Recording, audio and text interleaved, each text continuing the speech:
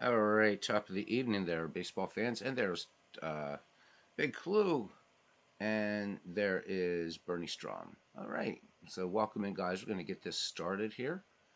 Um, Figure since Robert's not broadcasting tonight, I can start a little bit earlier. So this is the end of, or the final game of round one in the Tosser tournament, and it will be the 1987 Seattle Mariners versus the 1973 Chicago Cubs. The matchup tonight will be Mark Langston versus Fergie Jenkins. So we will be going to Wrigley Field. No worries, Dwayne. No worries. More of those are coming up. So, hey, if you're not caught up, it's all good. It's all good. It's all good. Anyhow, good to see you, Streamin' Demon. A Streamin' Demon. All right. I know there's F ball on and all kinds of stuff like that, but so I appreciate you guys coming in for a little while with me.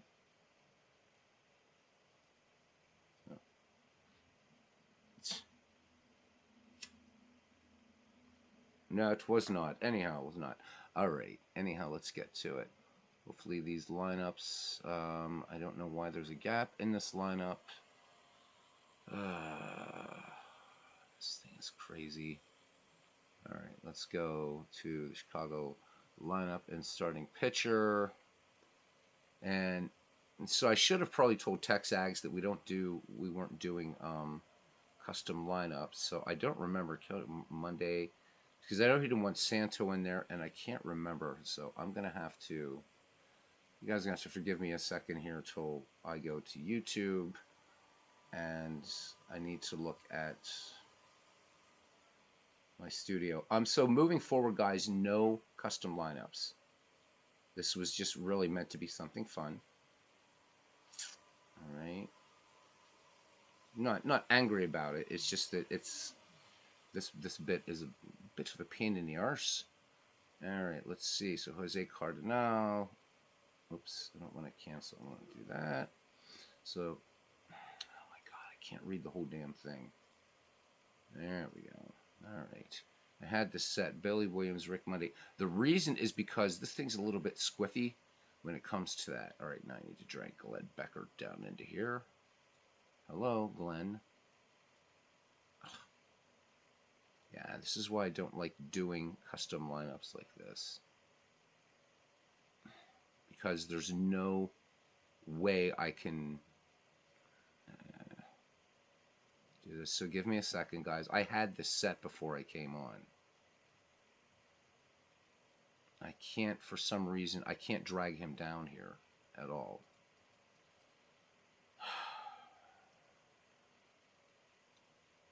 I have to cancel this game. So hang on, guys, while I figure this the hell out. And for some reason, and it's like it's a little weird bug in Out of the Park Baseball that does this. And I it's my fault for not saying, look, no custom lineups. It's going to be AI selected.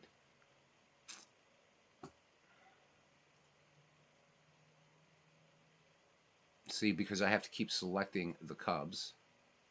All right, Monday, Santo, Glenn Beckert. See, it's not picking this lineup because apparently, um, when I go to do versus left-handers, this is what's really weird. It won't allow me to install Glenn Beckert at second base. It just won't do it. So I'm gonna have to ask the AI. And see this Pat Bork guy here, he's messing it all up. So if I try to bring in Beckert, and as soon as I try to make him a second baseman, it won't let me do it.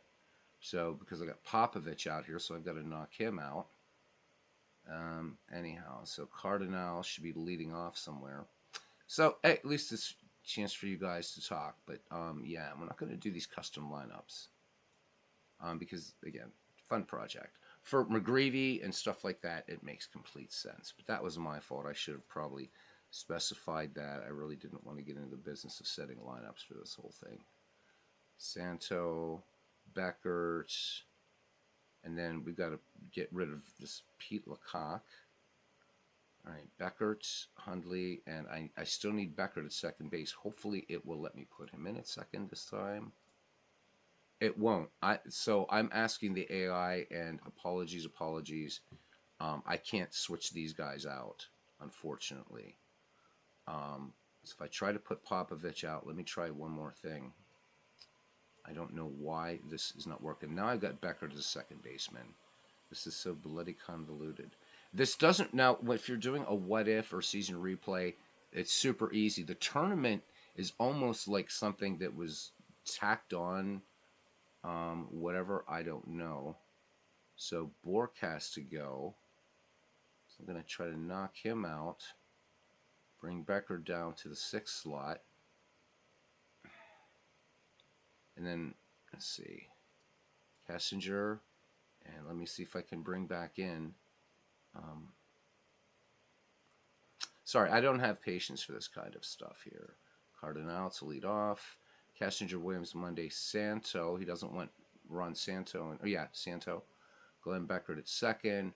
And then Jim Hickman is supposed to be in at first. Cardinal and right field. But this is Pete Lecoq, so he has to go. Cardinal and right field. And now it won't let me insert him as a right fielder. I have no idea why. There's no other right fielder here. I'm asking the AI, and we're just doing the game. So, mea culpa, mea culpa, mea culpa. I can't fight the in-game engine. So, yeah, I'm gonna have to Texags. If this was a what-if league, or whatever, I can set lineups. But for some reason, so like Mike Silva was mentioning that like it doesn't read the XML files properly, just in tournament mode, like for the uniforms, and so it's not doing that here. So if I had the right, it's set up for righties, but Langston's a lefty, so there's really nothing I can do about that. So, but I was able to put in Fergie Jenkins. He was not the original starter. So, mea culpa, my friend. So next time, it's not your fault. It's mine for not specifying that this wasn't a thing for custom lineups. All right, and welcome in. And hey, World's Worst Gamer, how you doing? So yeah, I really hope that Out of the Park Baseball will fix some of the issues that we do notice with the tournament mode, because it is excellent, but working with lineups is terrible in this thing. In the tournament mode, not everything else. All right, Seattle Mariners slightly favored. We had a great game today, by the way. We did the 1933 Tigers and 1968 Mets, and it was a pitcher's duel between Tommy Bridges and Tom Seaver. Bridges actually struck out, I think, 12 batters, and Seaver struck out 11. And it ended on a throwing error from left field in the bottom of the ninth. So the New York Mets advanced and won that one 1-0. Hopefully, we have a pretty good game here tonight. All right. So leading off for the Seattle Mariners at second base, Harold Reynolds. Batting second in left field, Phil Bradley. Batting third in center field, Mickey Brantley. Batting cleanup at first base, Ken Phelps. Batting fifth at shortstop, Ray Quinones. Batting sixth, right fielder, Mike Kingery. Batting seventh and catching, Dave Valle. I'm hoping I pronounced that. It might be Val. I don't know if it's a French name, though. You would say the last vowel. So let me know how to pronounce Dave Valle's name. I have no idea. Batting eighth and third base, Jim Presley, and batting ninth and pitching, Mark Langston, who in 1987 and 19 and 13 a record 3.84, 1.31 WHIP, 8.7 strikeouts per nine innings, and 3.8 walks. So Valley, so it's Valley. Okay, that's weird. Because usually in Romance languages, Italian, Spanish, French, that E would be an A. But if you guys are saying it's Dave Valley, we'll definitely go with that. All right, thank you for the correction. It's a player I really don't know much about, so I always appreciate the corrections. All right, for Chicago Cubs, leading off at shortstop, Don Kessinger, batting second at second base, Paul Popovich. And remember, Texags, you can always make substitutions if you want. And all the other games, the managers haven't been here, so you're the first dedicated one. Billy Williams bats third in left field, batting cleanup in center field. Rick Monday batting fifth at third base. Ron Santo batting sixth at first base. Pat Bork batting seventh and catching. Randy Hundley batting eighth in right field. Pete Lecoq batting ninth and pitching. Fergie Jenkins, great pitcher.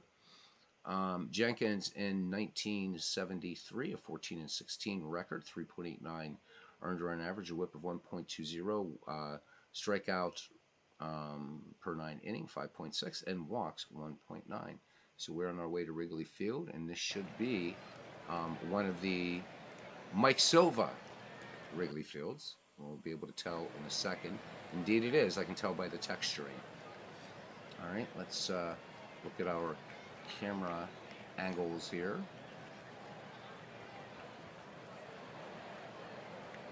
Everything wide TV. So we're going to go to, I think, wide low and wide low. And we'll see how that all works. All right, Sir Harold Reynolds leads it off. Reynolds in 1987 with a 275 average, 35 runs batted in, including a home run. Fergie Jenkins, as he finishes his warm-up pitches, will fly around Wrigley. Great job once again by Mike Silva. And we're ready to get underway. And this one, short little grounder to first base. Bork has it, takes us to the bag unassisted. 1 up, 1 down for Phil Bradley. Bradley, 297 average for the left fielder. 67 runs batted in, including 14 home runs. Jenkins has the sign from Hundley. Payoff pitch to Bradley. Bradley swings, and this one flown out to medium left. And Billy Williams, calling off Rick Monday, makes the catch for out number 2. All right, here is Mickey Brantley now. Brantley hit .302 in 1987 for the Mariners, 54 runs batted in, 14 home run. Hey there, it's Cooney 007, good to see you. Fergie Jenkins deals. Brantley, first pitch swinging, hard grounder to second, but gobbling that one is Popovich. So the Seattle Mariners go 1-2-3. We go to the bottom of the first. The Seattle Mariners nothing. The Chicago Cubs coming to bat. Mark Langston, sporting that gold glove, gets the start here for the Mariners. The Southpaw will face Don Cassinger to lead off. Cassinger with a 262 average, 43 home runs. Langston ready to deal, gets the sign from Dave Valley. And here's the 1-0 delivery.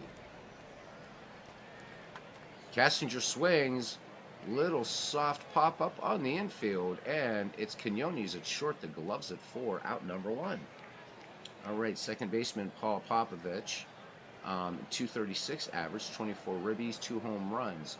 Langston with the 1-0 delivery to Popovich. Popovich swings, come back to the mound, and Langston will fire on to Ken Phelps for the 1-3 putout. So 2 up, 2 down, and here's the great Billy Williams. Always thought it sad that Billy Williams and Ernie Banks, no World Series for those guys. Billy hit .288 in 1973, 86 ribbies, 20 homers. Langston ready to rock. Here's the wind in the 0-2 pitch to Billy Williams. Billy Williams tried to hold up, but the ump says he went around. Langston picks up the strikeout. The Cubbies go in order. We go to the top of the second. We are scoreless here at Wrigley Field on the north side of Chicago. Joe Murray says that the one thing that he wants with action that that Alva Park has is exit velocity. Yeah. So the tournament mode was added on later. So hopefully they're still working on it, Joe. It's still really, really good. So really, really good stuff. World's Worst Gamer, welcome in your team here as well. So nice to have both managers here. But yeah, hopefully they will improve upon the tournament mode because in a game I can change lineups really, really simply, and it's not a problem. And it doesn't read XML files all the way properly with this uniform line, what have you. Okay, and I don't know why this is going so slow. There we go. All right. So Ken Phelps, Ray Quinones, and Mike Kingery due up for the Mariners here in the top of the second. Jenkins with the 0-2 delivery to Ken Phelps. At 27 home runs in the regular season, but whiffs right here. So Fergie Jenkins picks up his first strikeout, and the shortstop Ray Quinones now steps into the box. 276 hitter, 56 ribbies, 12 home runs. Jenkins with the 1-2 delivery to Quinones. And he swings, and this one just a sharp grounder to short, and plenty of time for Don Kessinger making the hard peg to first to Pat Bork to retire Ray Quinones for out number 2. And here comes Mike Kingery now, the right fielder. 280 average of 52 runs batted in, 9 home runs. Jenkins with the 0-1 delivery. Kingery swings, and this one just a soft little grounder to second. And that's Mike Popovich all the way for the 4-3 put outside, retired.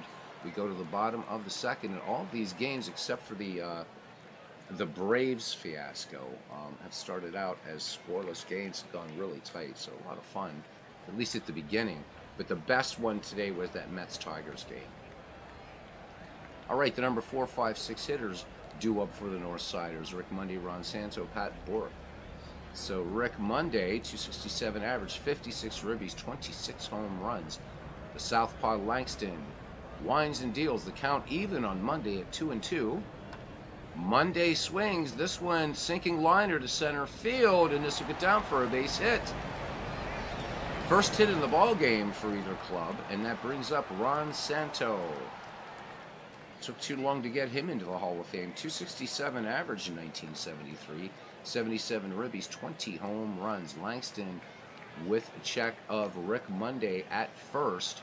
The Southpaw deals the 1-2 pitch. Santo swings, and this one, fly ball, center field, converging, and then making the catch is Jeff Brantley. So Brantley calling off Billy Williams, so 1 away. Rick Monday remains at first, and here's first baseman Pat Bork. 209, it could be Borquet. Hitting 209, 20 ribbies, 7 home runs. Langston with the 1-1 delivery. And swung on, this one, fly ball out towards center field. And Brantley once again making the catch. So 2 away for Randy Hundley. So the Cubbies here could waste a base runner. Hundley, 43 ribbies, 10 home runs, a 226 average in 1973. Langston sets and fires the 3-1 pitch to Hundley. Hundley takes outside. Ball 4, this fastball missing. So 2 aboard now. Rick Monday at first. Or Rick Monday at second. I'm sorry, Randy Hundley at first. And Pete Lecoq will come to the plate. So Bork, all right, I was right. Thank you. Yes, it is. This is World's Worst Gamers Mariners. That is correct. All right, here's Pete Lecoq now. 4 for 16. So very, very limited time. And I can see why you wanted to not have him in the lineup. So again, got to talk to the out of the park folks about this. And watch him be the hero in this game. Wouldn't that be something? Look at this. Line drive out to center field. Good contact. But Brantley calling off Kingery to make the catch. So the Cubs strand 2. We go to the top of the 3rd inning. No score, and it will be Dave Valley and Jim Presley, Mark Langston. Valley, 256 average, 56 RBI, 12 home runs. Fergie Jenkins, the 1-1 delivery to Valley. And this one, twisting foul on the right-hand side, giving chase over at first base, will be Pat Bork, and he will make the catch. 1 away now for Jim Presley, 247 average, 88 ribbies, 24 home runs. Jenkins deals. Here's the pitch. Presley swings, soft grounder to short, and up with the ball, but not, let me see, and yes, Kessinger being able to make the throw onto first. So 2 up, 2 down now for Mark Langston. Jenkins delivers. Langston batting right-handed here. Hard grounder to third. Plenty of time for Ron Santo with a fire across the diamond. And Seattle goes quietly. We go to the bottom of the 3rd. We are still scoreless. So, Clee baseball fan saying Mickey Brantley's son Michael is on the Astros in 2023. So an interesting thing about Michael and Mickey is Mickey will tend to be a an Irish diminutive of Michael. So, and a lot of times families will, one will be named Michael, one will be named Mickey, rather than doing the Michael Jr. So, thanks, Tim, for that. Appreciate it. Tim sharing some Dave Volley trivia. Says, I guess the story about him was that in a bar in Seattle set their beer prices based off his batting average, which usually wasn't very high. They had to have loved that in Seattle. How about it? Fergie Jenkins, Don Kessinger, and Popovich here to bat for the Cubs in the bottom of the third. Fergie Jenkins hit 119 in 1973. The National League keeping the pure faith with 4 runs batted in. Langston with the payoff pitch to Fergie Jenkins. And that one missing low. Leadoff walk, Jenkins aboard, and here comes Don Kessinger. We're back at the top of the order. He is 0 for 1. Langston with a check of Jenkins at first, and here's the 2-1 delivery to Kessinger, who popped out the last time up. Shows bunt, and missing, the slider missing. The count goes to 3-1. Langston brings it, and pulls back on the bunt. Count goes to 3-2 now as Langston gets the strike in there. Here's the pitch. And this one, grounder to second, 4-6-3. So, just that quickly, 2 outs. And here's Paul Popovich as we continue in this scoreless game in the bottom of the third inning. Popovich 0-for-1. Langston deals. Popovich swings, grounder to short. This should end the inning. And indeed it does. Quinones fires onto first for the 6-3 putout. No runs, no hits, no errors. Top of the fourth, no score here in Chicago. Just 1 hit in this game. So Dwayne Mart's hanging out with us. We have a good crowd here tonight. We'll keep this moving. Harold Reynolds now back at the top of the order. 0-for-1. If anybody would have told Harold Reynolds that someday he would be a national broadcaster or a national host on a thing called MLB Network, I wonder what Harold might have said. Jenkins deals. Here's the 1-0 delivery to Reynolds. Reynolds swings, soft grounder to short, and up with it, and Kessinger on to Bork for the 6-3 putout. So 1 up, 1 down now. Phil Bradley, 0-for-1. Jenkins with the 2-2 pitch to Bradley. Bradley swing and a miss. So the slider in there by Jenkins, and that's his second K of the game. Mickey Brantley now will have a go. He is 0-for-1. The 1-1 pitch to Brantley. And Brantley fouls this one high on the right-hand side. First baseman Bork making the call and the catch. The Mariners go 1-2-3. We go to the bottom of the fourth. Scoreless here at Wrigley.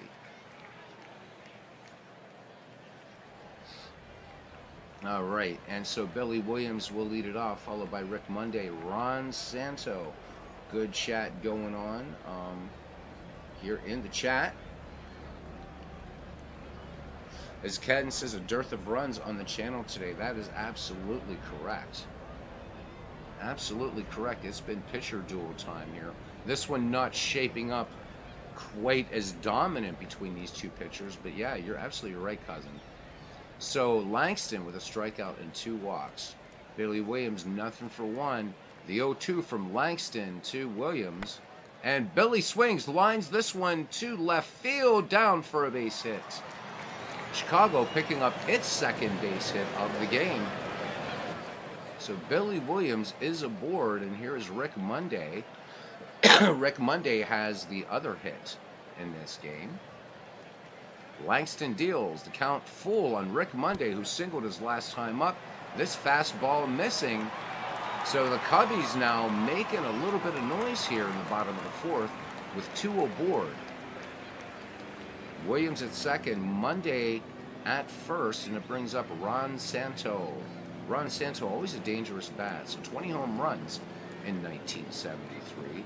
Langston sets and the 2-1 pitch to Santo. Flied out his last time. This one, long drive to left field, but that's not going to be enough. Brantley making the catch. Bradley calling off Brantley. So one away now. Runners hold for Jose Cardenal. Jose, 303 hitter, 68 runs batted in, 11 home runs in 1973. Langston with the 1-2 delivery to Cardenal. And Cardenal is down. So 2 out, and that's the second strikeout by Mark Langston. And here is Randy Hundley. Here's the pitch. Hundley walked his last time up. This one, a little soft line to the right, and down into the glove of Mike Kingery. Side retired. The Cubs make some noise, but strand 2. No score as we head to the top of the 5th inning. And stepping in now is Ken Phelps. He'll be followed by Ray Quinones and Mike Kingery. Phelps, nothing for 1. A lot of nothings for the Seattle Mariners, if you get my drift. Fergie Jenkins winds and fires to Phelps. Phelps swinging on the first pitch, and that breaks up the no-hitter. This one lined over third into left field.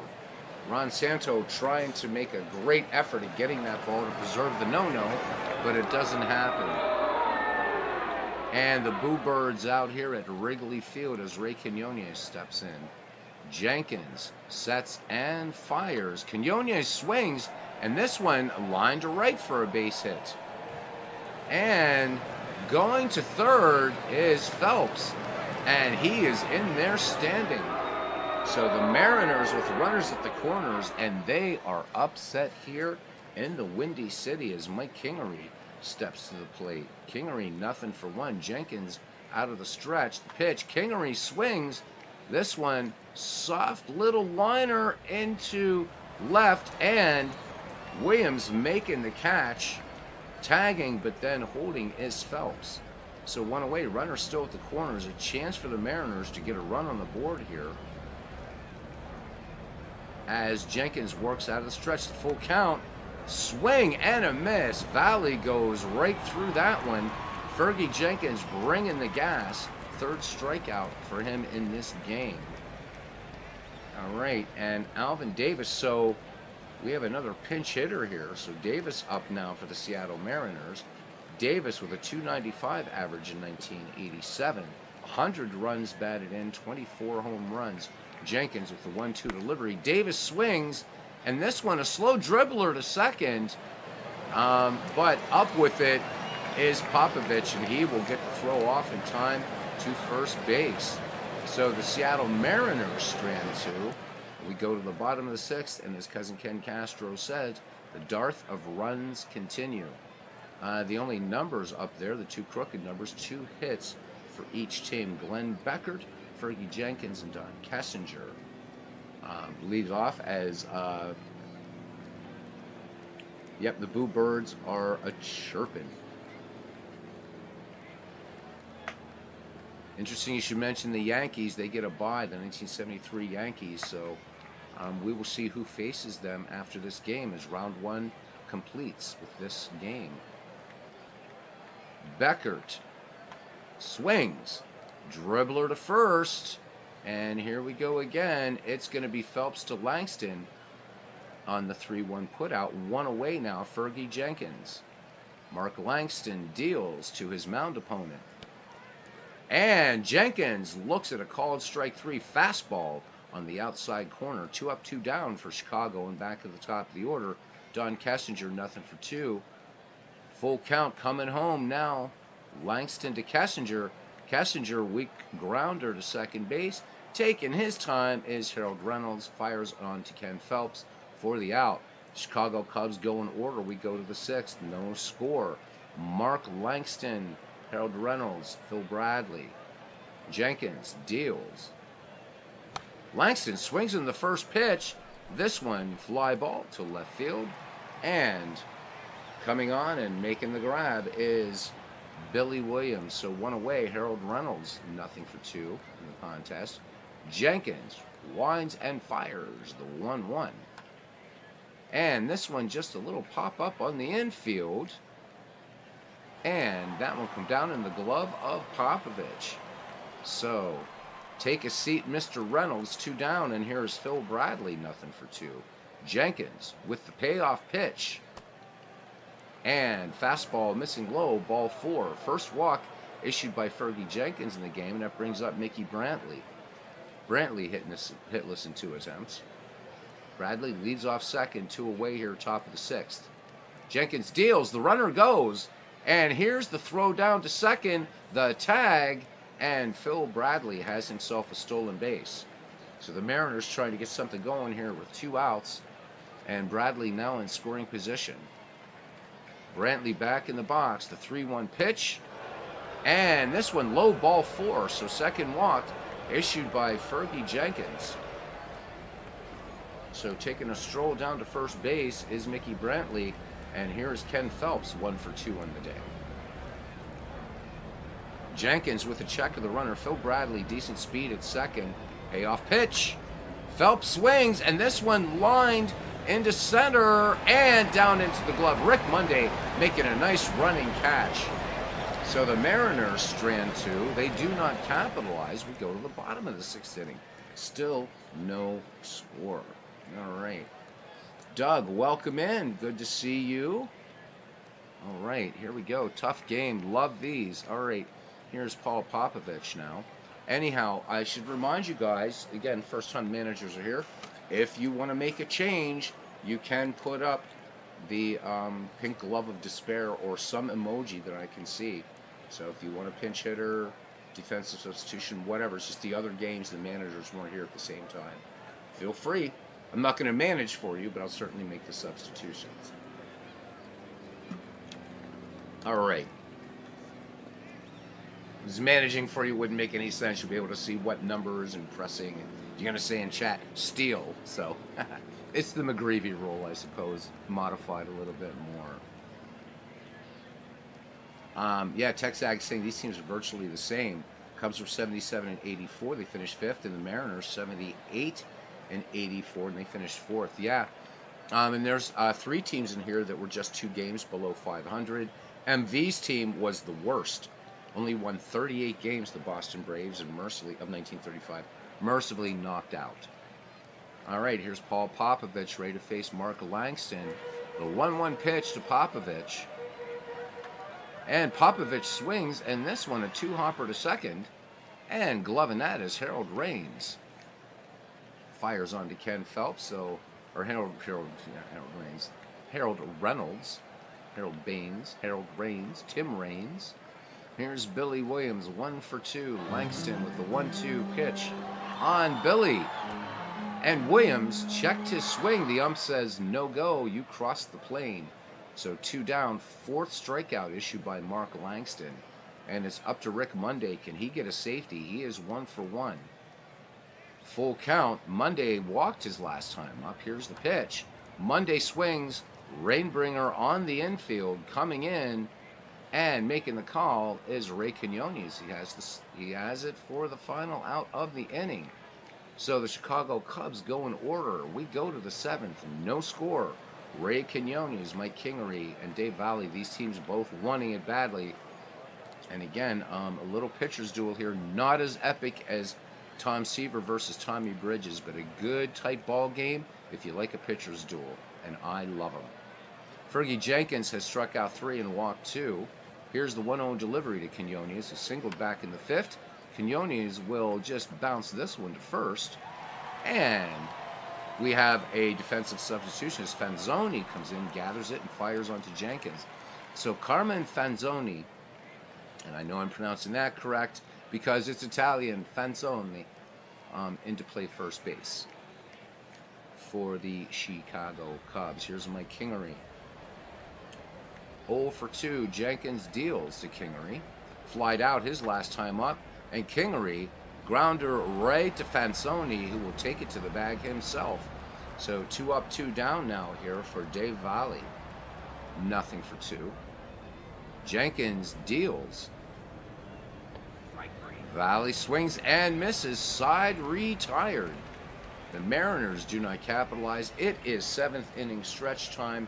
We are scoreless here on the north side, Wrigley Field, long before its renovation.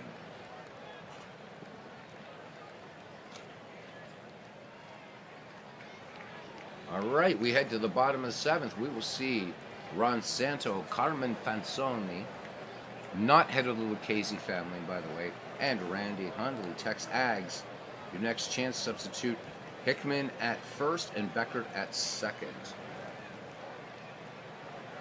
All right, we will do that. In fact, Hickman, we can bring in if Hickman gets up. So he's due up fourth in the inning here, Tex Ags. All right, Mark Langston to face Santo. The count full on Ron Santo flied out to left last time up. Santo sends this one to shallow center, running in and measuring up and making the catch is Mickey Brantley. 1 up, 1 down now for Carmen Fanzoni, who looks a lot like Mario or Luigi. Take your pick. Fanzoni, 273 average, 22 ribbies, 6 home runs. Langston with a 3-1 pitch to Carmen. Fanzoni holds up and draws the walk, ball 4. So curveball by Langston misses, and Fanzoni's aboard. And here's Randy Hundley, who is nothing for 1. The Yankees got a bye because of their record, and because we had 12 teams. So, and with 5, right? 5 times 2. So yeah, that's. However, they got the bye. I let the II set it up. So, the Yankees 80 and 82, Pirates 80 and 82. I believe the Braves were 80 and 82. So, the teams with the best records got the first week bye. All right. A lot of Yankee haters here, but we have one Yankees fan in here, world's worst gamer. So, all right. Jung Hickman waits on deck, and we will then ask Tex Ag, should Randy Hundley not ground into a double play? Hickman will. All right. So because Fanzoni's already on, so this is kind of a it's a difficult thing that we had to get used to in the McGreevy League, that there is a 6-second delay between what I'm saying and when you guys hear it. So there was no way I could see Fanzoni. Okay, World's Worst Gamer, you're going too soon. So when it comes up, when you're up there, let me know, okay? Because now I'm thinking too far ahead, so just hold back, okay? All right, here's Randy Hundley.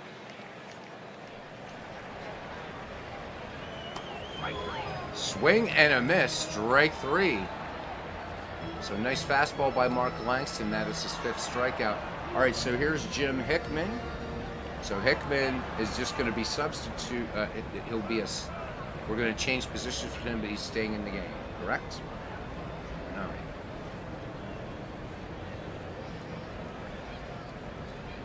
Langston deals. Here's the 3-0 pitch to Hickman. Hickman draws the walk. All right, now, Tex Ags, you have a decision to make. Here in the 7th with 2 out. Oh, looks like actually the AI made the decision for you. Never mind. So Gene Heiser will pinch hit. Fergie Jenkins' day is done. My question would be, are you going to pinch hit for Jenkins? So Fanzoni at second, Jim Hickman at first, and here's Gene Heiser, 174 average, 6 runs batted in, including a home run. Langston deals the 2-0 delivery. Swung on, and this one is going to be a pass ball. Gets away from Dave Ali, goes all the way to the backstop, and the runners advance. So Fanzoni at third, Hickman at second, Gene Heiser back in. No related to Bud, I guess. Budweiser, Gene Heiser. The 3-0 delivery from Mark Langston at a 3-1. That one inside, ball 4. Mark Langston issues his 6th free pass in this game, and it brings up Don Kessinger. We're back at the top of the order. The Cubbies have him loaded. World's Worst Gamer says he's going to live and die with Mark Langston. All right. Langston needing to get this elusive 3rd out. No place to put Kessinger. No score. Each pitcher working on a 2-hitter. Langston peers in, has the sign from Dave Volley. The 0-2 pitch to Kessinger, And Kessinger grounded to short, and up with it is Quinones, and he'll fire to first, and the Cubs leave him loaded. All right, now it looks like we have to make some defensive substitutions here for the Cubbies. So let me go to options first, and I'm going to set both teams to human till we get these set. All right, back to game action, and let's take care of the Chicago Cubs first. All right, so what are we doing? Hickman at first. So we're just switching Hickman and Beckert. Is that what we're doing? I want to make sure.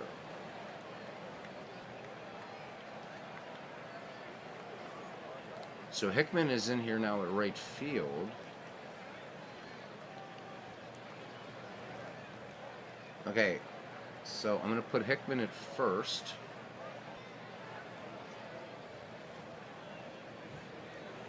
Fansoni, Beckert at B. So Beckert is going to be at second base. All right. So Beckert coming off the bench. Where are you, Glenn Beckert? Hopefully no relation to Glenn Beck. Yeah. All right. Let me see. Where are you, man? Come on. There it is. So Becker's going to come in. Popovich is out.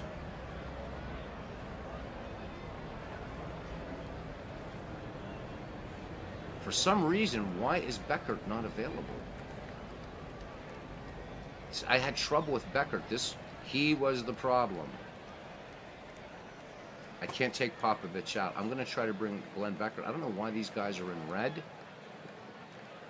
These guys can't all be fatigued.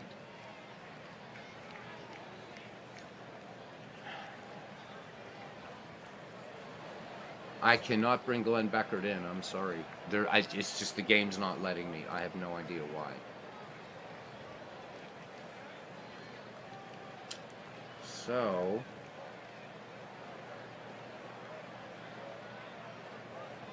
I have no idea what this means when they're all in red.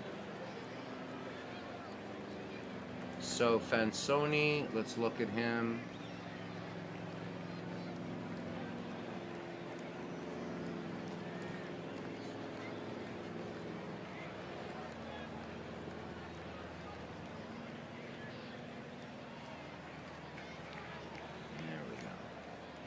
So Fansoni, unfortunately, cannot play right field. He's a left fielder. First, second, third, short, left will be his positions.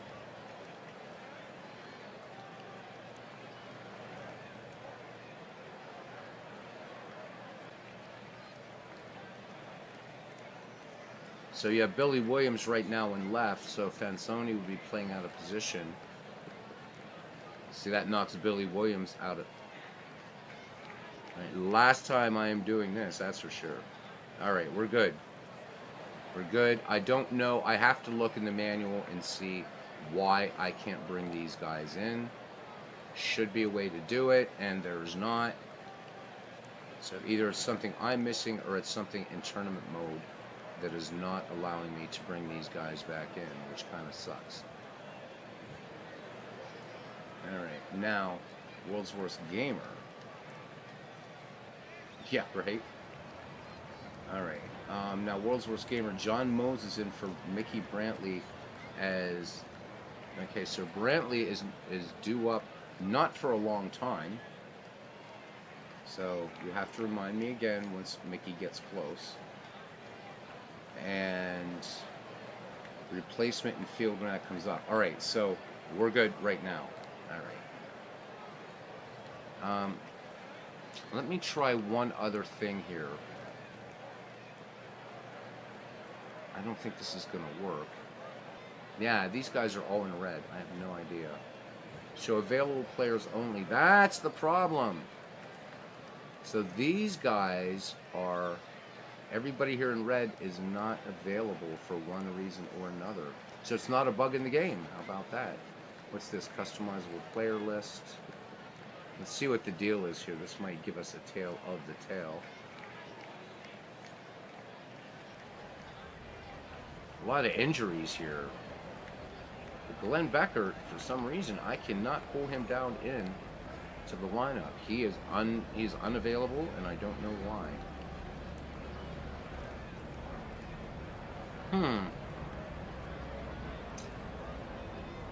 I'm being really, really super anal about this because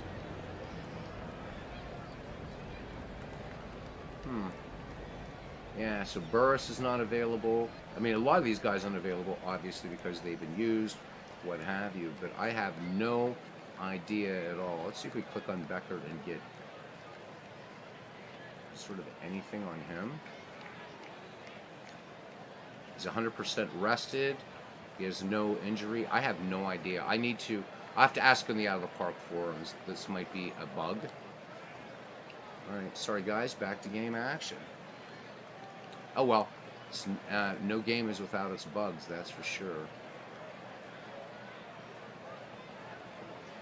All right, here is Scott Bradley to pinch hit. So we got all kinds of Bradleys. We got Phil Bradley, Scott Bradley, and then Mickey Brantley. So this is going to be confusing. All right, here we go. Burris deals. And this one, a screaming line drive up the middle, base hit.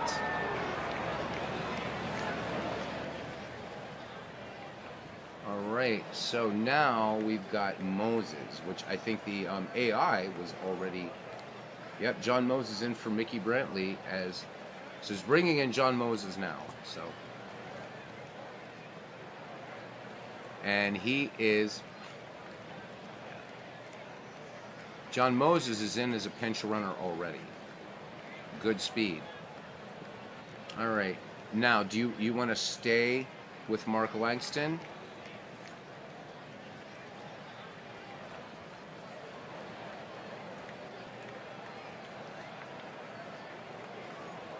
Yeah, he definitely has the wheels, that's for sure. Do you want to stay with Mark Langston? Or do you want to pinch hit? I know you said you're going to live and die by him, so up to you, bud.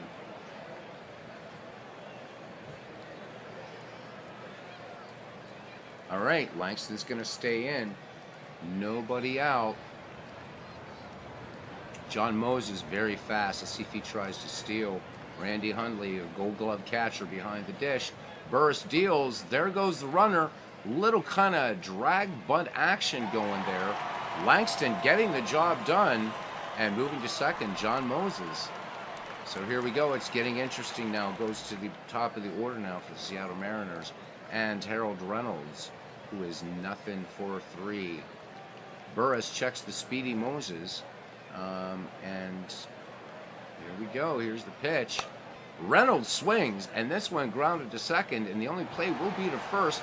Popovich fires up to Jim Hickman at first, and over to third goes John Moses, but 2 out. And here is Phil Bradley, who is nothing for 2. Burris out of the stretch, and the 1-2 to Bradley.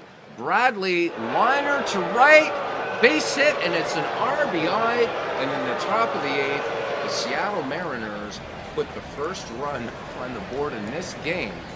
So the Mariners leading 1-0. All right.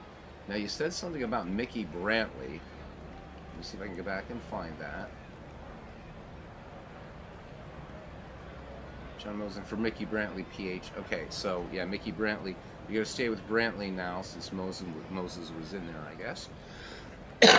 So, Phil Bradley on it first. Decent wheels, 2 down. Mickey Brantley, nothing for 2. Now, wait for... Yep, Kent now. Yep. All right, here we go. Burris deals. Brantley swings, and there you go. Base hit to center. Seemed to work out a little bit better. And making the turn at second, but holding is Phil Bradley. So Mickey Brantley at first, Phil Bradley at second, 2 down, 1 run in for the Mariners. 1-0 your score. Ken Phelps in there now. Phelps 1 for 3. Speed on the base paths for the Mariners. The 1-2 pitch. Swung on, and this one, fly ball center field, ranging to his right, and gloving it for out number 3 is Rick Monday. But the Mariners, even though they strand 2, come up with a run, a big run, bottom of the 8th now, and they lead the 1973 Cubs 1-0 in this final game of round 1, single elimination. We'll see what I can do here, is we can at least look at the Chicago bench. Anybody in red is not available. So let's see, what do we have here? These are just starting pitchers. Blah. Trying to help out here. Not really. I think the bench is kind of shot. All right, so it's Popovich, Williams, and Monday. Mark Langston working on a 2-hitter. It's 1-0, and it's going to be Popovich, Billy Williams, and Rick Monday. Langston deals to Paul Popovich. And Popovich swings, a little dribbler to second. And Harold Reynolds takes his time, has it, and fires on to Ken Phelps for out number 1. Let's move the pitch widget up there just a little bit. All right. Here's Billy Williams, 1 for 3. The Chicago faithful would love to see Billy crank one right here. 1 for 3. Lefty-lefty matchup. Langston knows Billy Williams is a dangerous hitter. Valley with the signs. Langston shakes him off, has one he likes. The wind in the 2-2 pitch to Billy Williams. Strike 3. And called strike 3. Langston getting the inside corner on that slider. 2 up, 2 down now. Rick Monday, 1 for 2. The Chicago fans have not had a lot to cheer about. Langston with a 3-0 delivery to Rick Monday with 2 outs. And this one missing low, ball 4. And the tying run aboard for the Chicago Cubs. Mark Langston has now given up 7 free passes, and his day is done.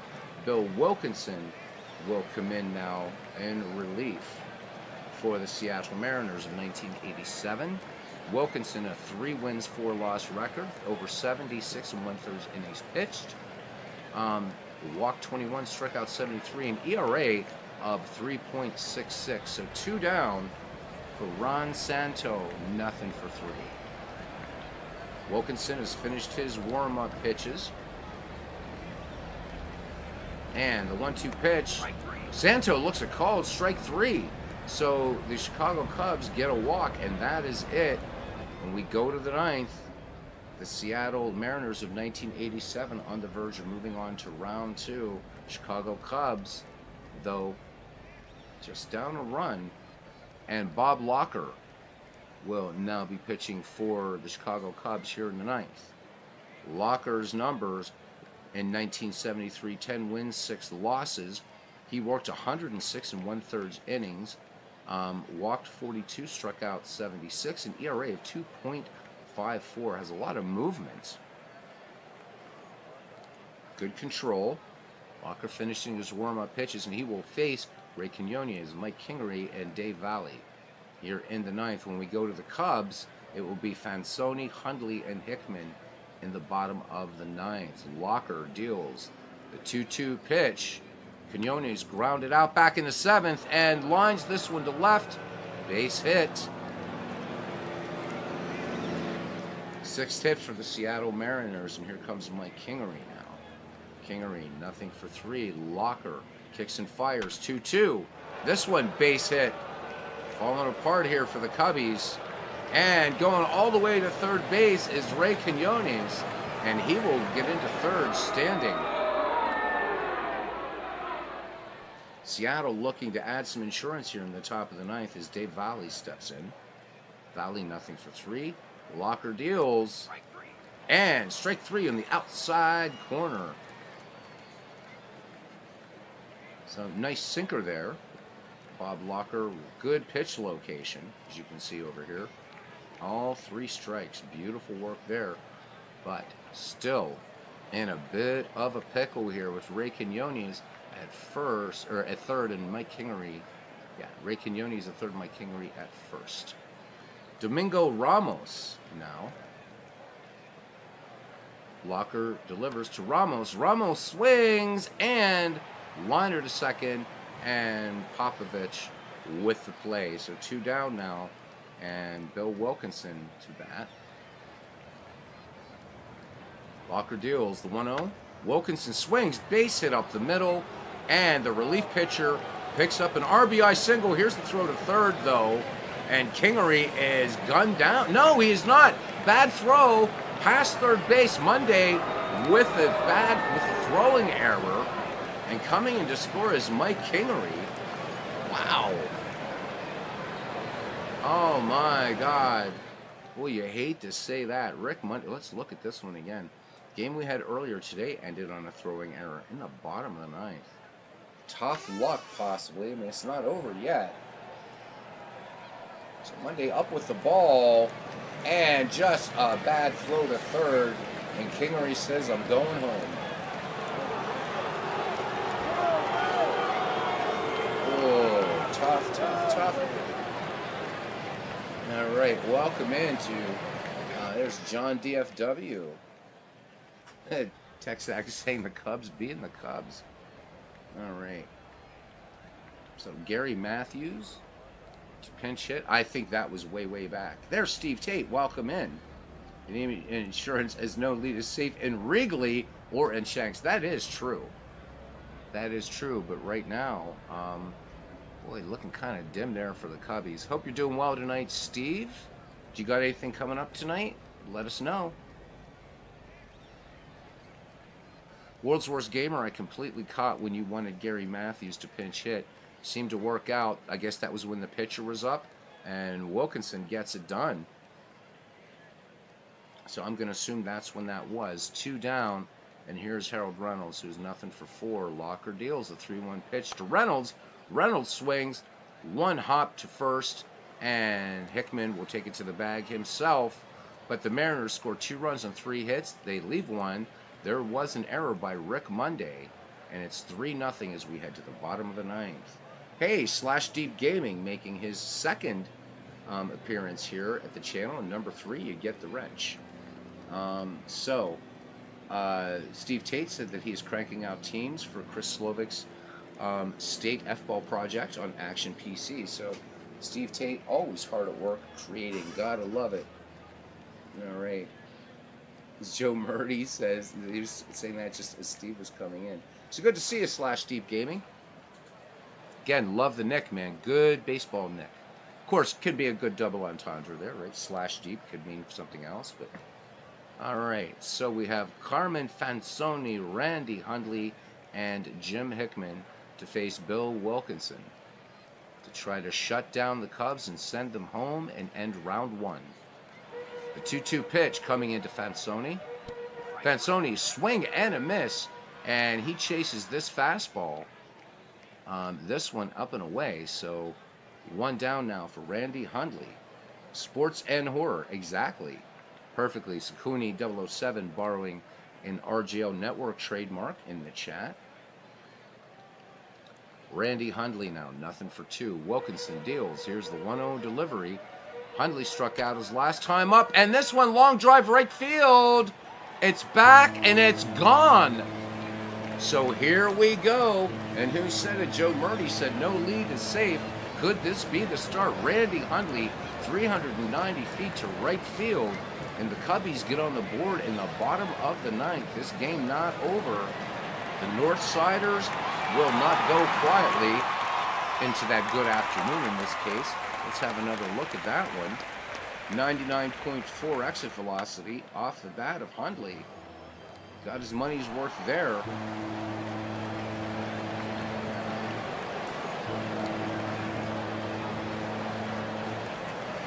Texags, manager of these, and there, guys, you can see what I was talking about on the jersey.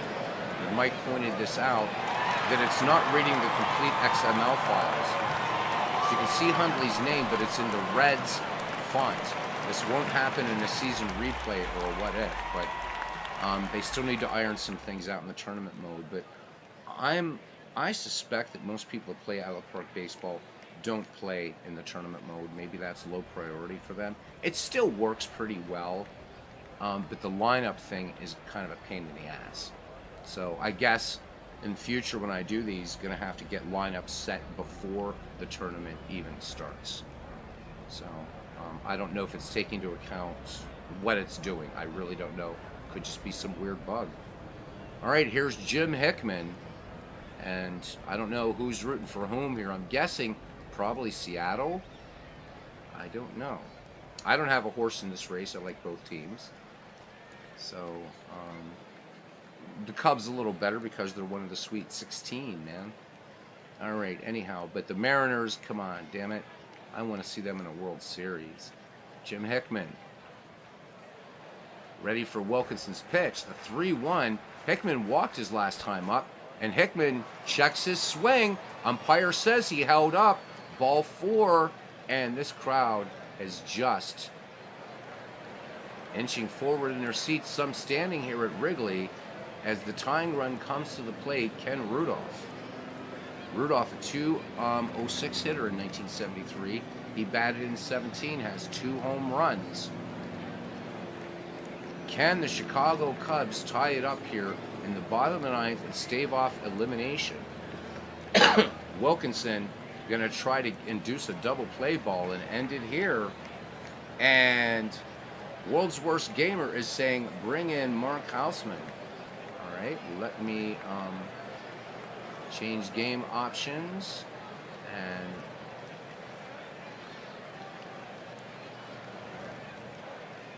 all right. So Mark Hausman will come in for Wilkinson. Yes, I do. And he will pitch. All right, back to game action. And let's switch this back to computer AI to be fair. All right, let's look at Hausman's number. So Hausman, 14 2/3 inning, no decisions in 1987 for him. Walked 4, struck out 15, and earned an average of 4.91. All right, Ken Rudolph back in the box now as Hausman finishes his warm-up pitches. Jim Hickman at first to run in for Chicago here in the bottom of the ninth. Ken Rudolph is the tying run. Hausman has the sign from Dave Val. He sets and delivers the 0-2 pitch. Swing and a miss. So that one, a splitter. 2 down, and it's down to Don Kessinger. Kessinger, no home runs in 1973. And Jerry Reed quickly coming in now in relief. So Hausman worked to 1 batter. Jerry Reed, no relation to the guitar player. 1 win, 2 losses. He worked 81 2/3 in 1987. 24 walks, 51 strikeouts, a 3.42 earned run average. Kessinger, a frustrated 0 for 4 today, 2 outs. Here is the 1-1 delivery. Kessinger swings, grounded out his last time, and he will ground to short as Quinones takes it to the bags himself. And that does it. Chicago Cubs fall to the 1987 Mariners by a score of 3-1, and they are eliminated. All right, we're not going to worry about the whole write-up here. For the Chicago Cubs of 1973, 1 run, 3 hits, 1 error. For the 1987 Mariners, 3 runs, 8 hits, no errors. This was a pitcher's duel until the 8th, and things started falling apart. So for the Mariners, they stranded 7 runners. The Cubs stranded 9. 1 error in this game, and that was a throwing error by Rick Monday. It was costly. 1 stolen base by Phil Bradley for the Mariners. 1 double play turn, Reynolds, Quinones to Phelps. And there was a passed ball. Mark Langston gets the win. He worked 7 2/3 innings, walked 7, and struck out 6. Bill Wilkinson came in, worked 2/3 of an inning, gave up a hit. It was an earned run, and it was a homer, so big one, struck out 2. Hausman came in, faced a batter, struck him out, and then Jerry Reed picks up the save. Fergie Jenkins worked 7 innings, walked 2, struck out 4. Rick Burris came in. He's tagged the loss, worked an inning, gave up 3 hits, 1 earned run. And Locker worked 3 innings, give up 3 hits, 2 runs. Only one of those runs earned and struck out a batter. We will leave this game and we will go now to our matchups. So the next time that we do this, and again, another weird thing you cannot do in tournament mode that you can do everywhere else in this game is change team names. So if we were playing a season, this would be the 1980 Indians. If we were playing a what if league, it would be the 1980 Indians. But in tournament mode, that is hard coded. Nothing I can do about it, which really sucks, as you see. All right. So matchups for round two. The 1980 Indians will face the 1973 Yankees. The 1987 Mariners will clash against the 1987 Red Sox. The 1968 Mets will face the 1973 Pirates, and the 1968 Philadelphia Phillies will meet the 1984 Braves. Round two is also a best of one, right? And that's that. You're welcome, Bernie. All right, you are absolutely welcome. All right, guys. That's it. Yeah, Action PC does some weird lineups. Absolutely, it does. So that's it, guys. Thank you. I mean, I know it's early. I don't know if anybody. Let me see if anybody else is up and doing some sportage for you. Yeah, I mean, I guess for you F-ball fans, Dave Gardner is doing Pro Strategy, that Pro Strategy game 2024 that lots of folks seem to like.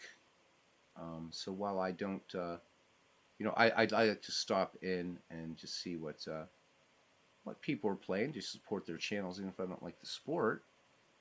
So there you go. You got a choice between. You got some F-ball there. Anyhow,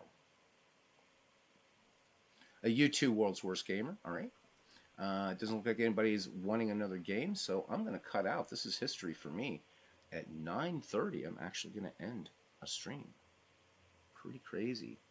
So my thanks to World's Worst Gamer, to Bernie Strom, to Tex Ag 75, John DFW. Thanks for coming in. Don't want to miss anybody. Joe Murdy, thank you. Steve Tate, cranking away there, doing some college work, or state work, I should say, for an F-ball project. I guess these are NFL players, though. Doug Hunt, thank you very much. Clee Baseball Fan, 879, doing 2007 playoffs on his channel using Strat cards and dice. Cousin Ken Castro, thank you. Sakuni 007, thank you very much, man, for coming in. And did we get everybody? Yep, I guess I'm going to go watch a Mafia movie. Yeah, and Big Clue, first one in the park tonight. And Dwayne Martz, didn't want to miss Dwayne Martz. Cousin Ken. So, Cousin, how did the Bats game go for you today?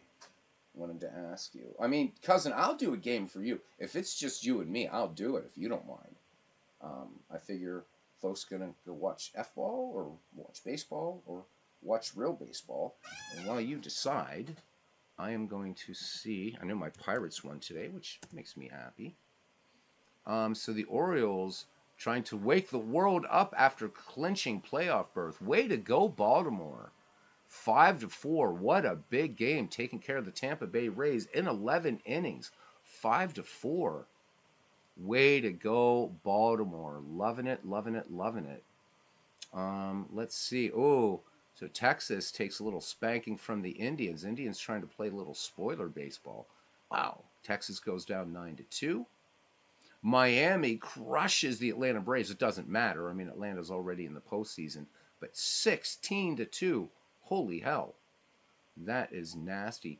Kansas City reaching a milestone that you don't want to reach. 102 losses. Just looking here. What else is kind of fun in this? Dodgers, Seattle really doesn't matter. They're in.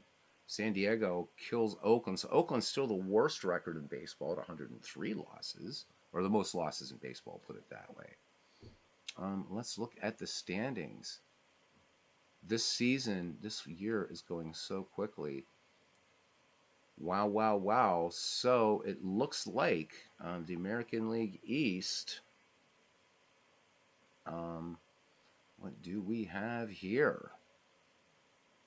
We have Baltimore and Tampa Bay. So they've clinched playoff berths. And American League Central looks like that's going to be Minnesota, but let's see, AL West. So Robbie's Rangers just a game and a half back in the wild card race. Seattle still in the running; they're just one back in the wild card. Atlanta, of course, absolutely dominant in the National League East. Wow, 15 games up on Philadelphia.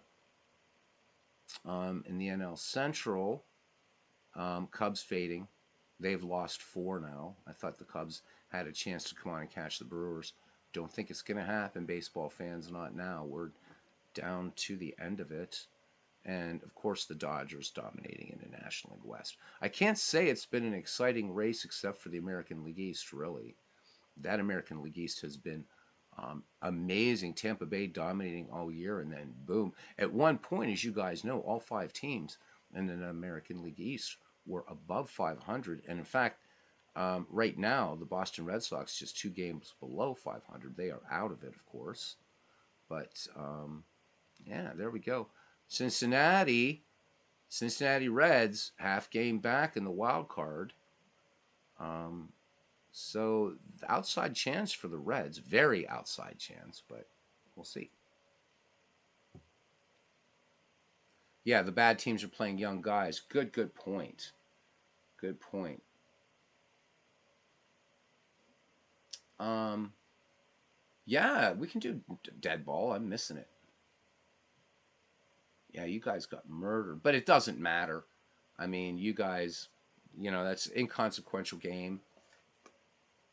And when you've already clinched, you're gonna let some of your guys get up there and get some work up in the show, right?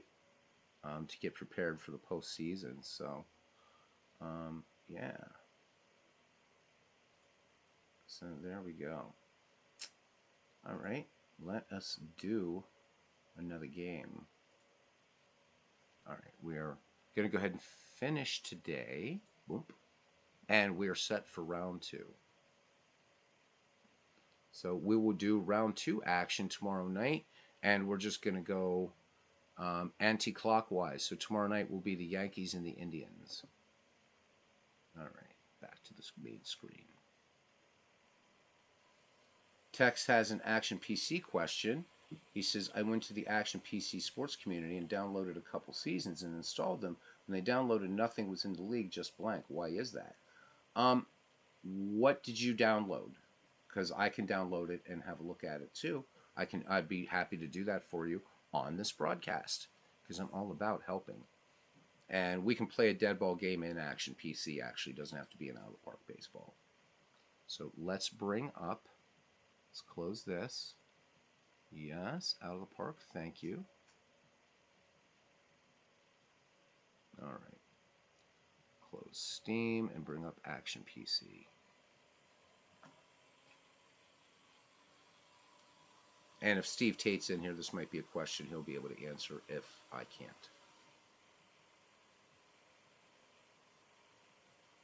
Hey, Legends, how you doing?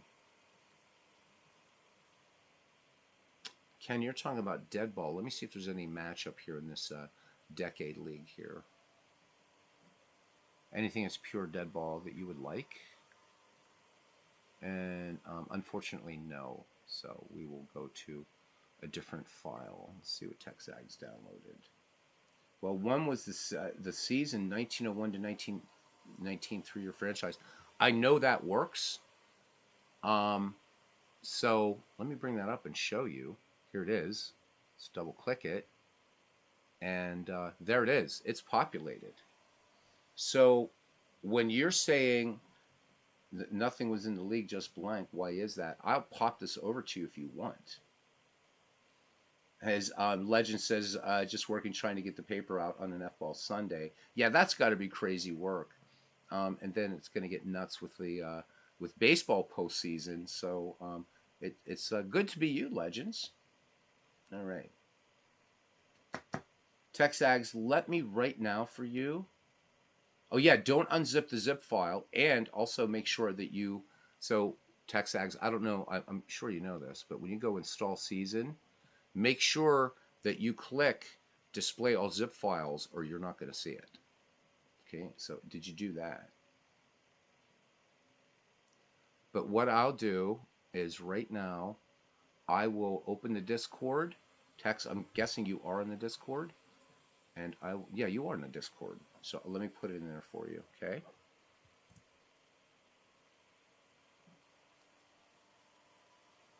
Let me find you, man.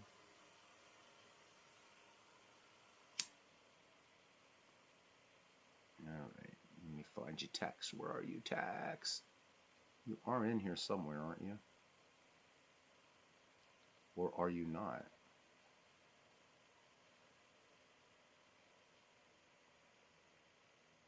Thought you were, man. Looking, looking, looking. I don't see you. Because these are small files. I can just boop, and you got it. Don't see it on here, man. Oh, okay. So you got it? Okay. All right, you did that and installed with no problem. So it is working. You were also not invited to the Geek Discord. Well, I'll do that for you right now, cousin. I will do that for you now. I'm gonna do that for you. Boom, boom, boom, boom, boom. Because it has to be. Without the cousin Ken Castro, what you gonna do, right? Bad boys, what you gonna do when cousin Ken comes for you?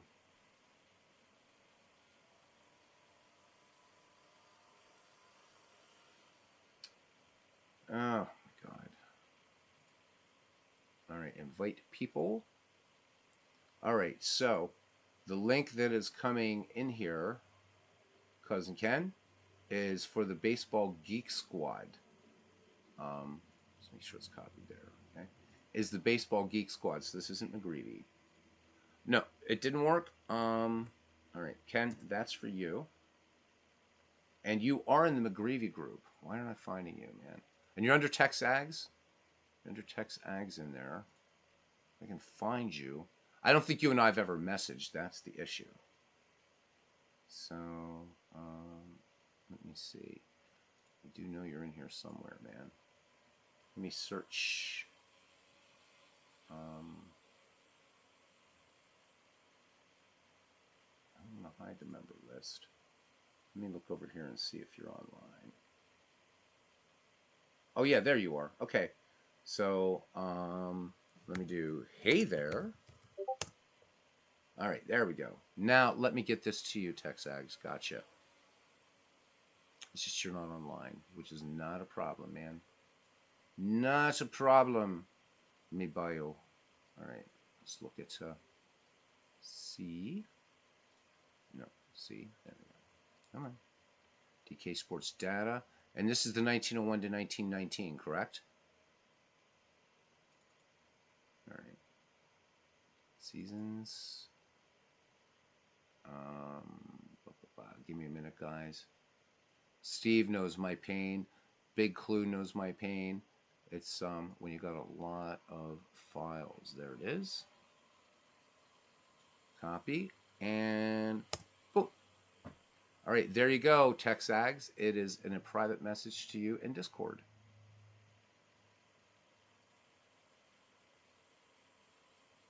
Okay, so it did just work. All right, well, now you have it twice. All right, cool, cool, cool. All right, Ken, we got to do something deadballish here, don't we?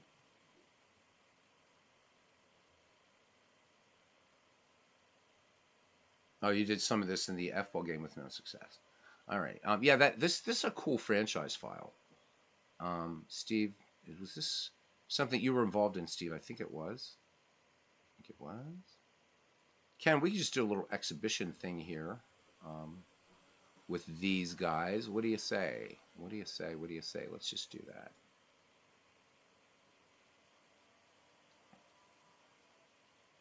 You're welcome, Tex. You're absolutely welcome.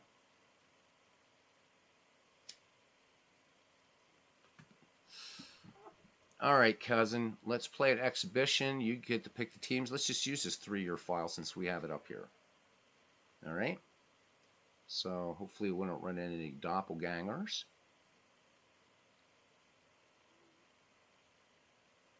So we'll let you decide. Actually, we'll look at both teams and make sure we don't have any doppelgangers. So visitor, just pick 2 teams and we'll look at their rosters. So the original 16, of course.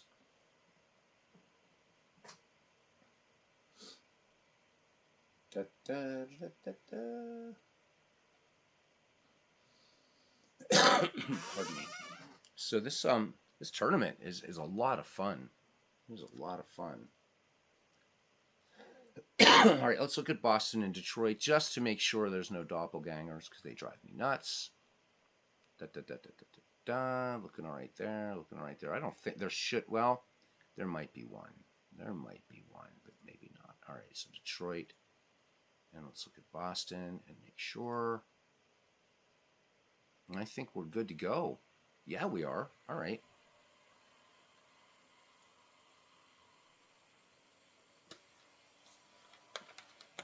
Big clue popping in a Discord link.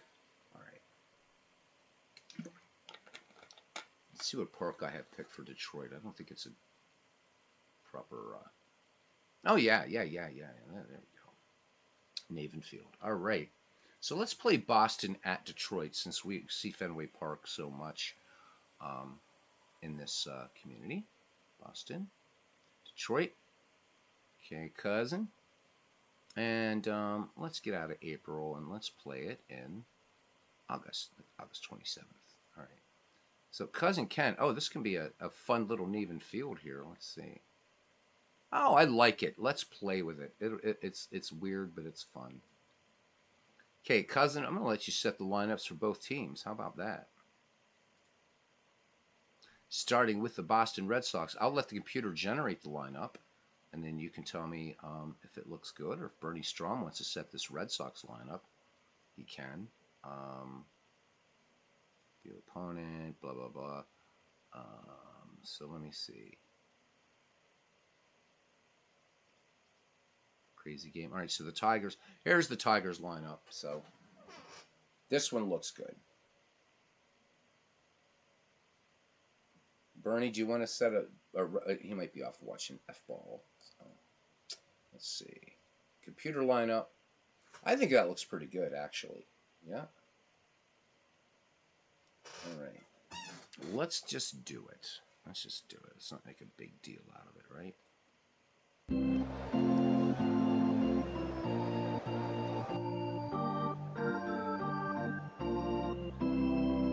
All right, this one's for you, cuz.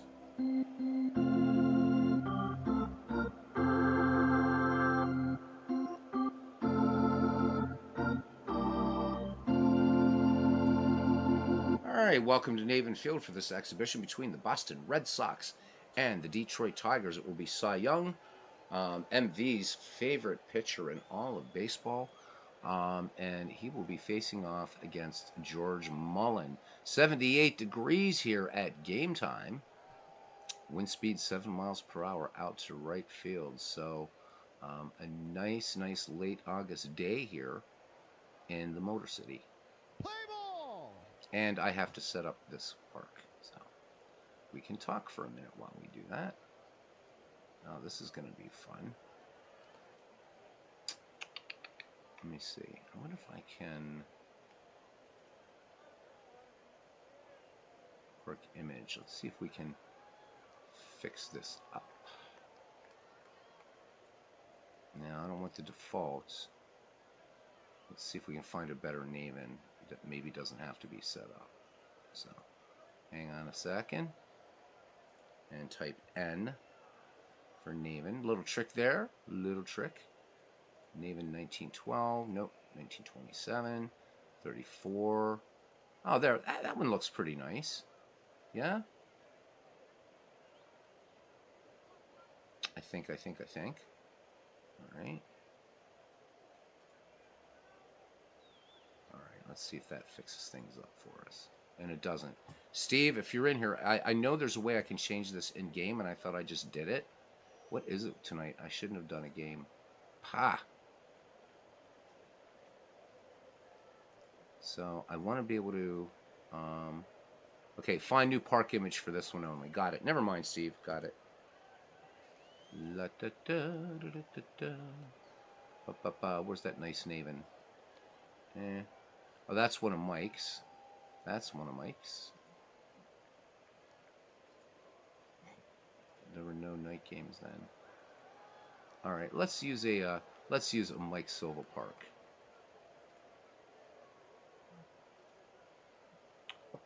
And it's not letting me do it. I'm canceling the game. And I'm going to assign another park to Detroit. I'm too lazy to set this up. Or at least, yeah, just give me a second here, guys.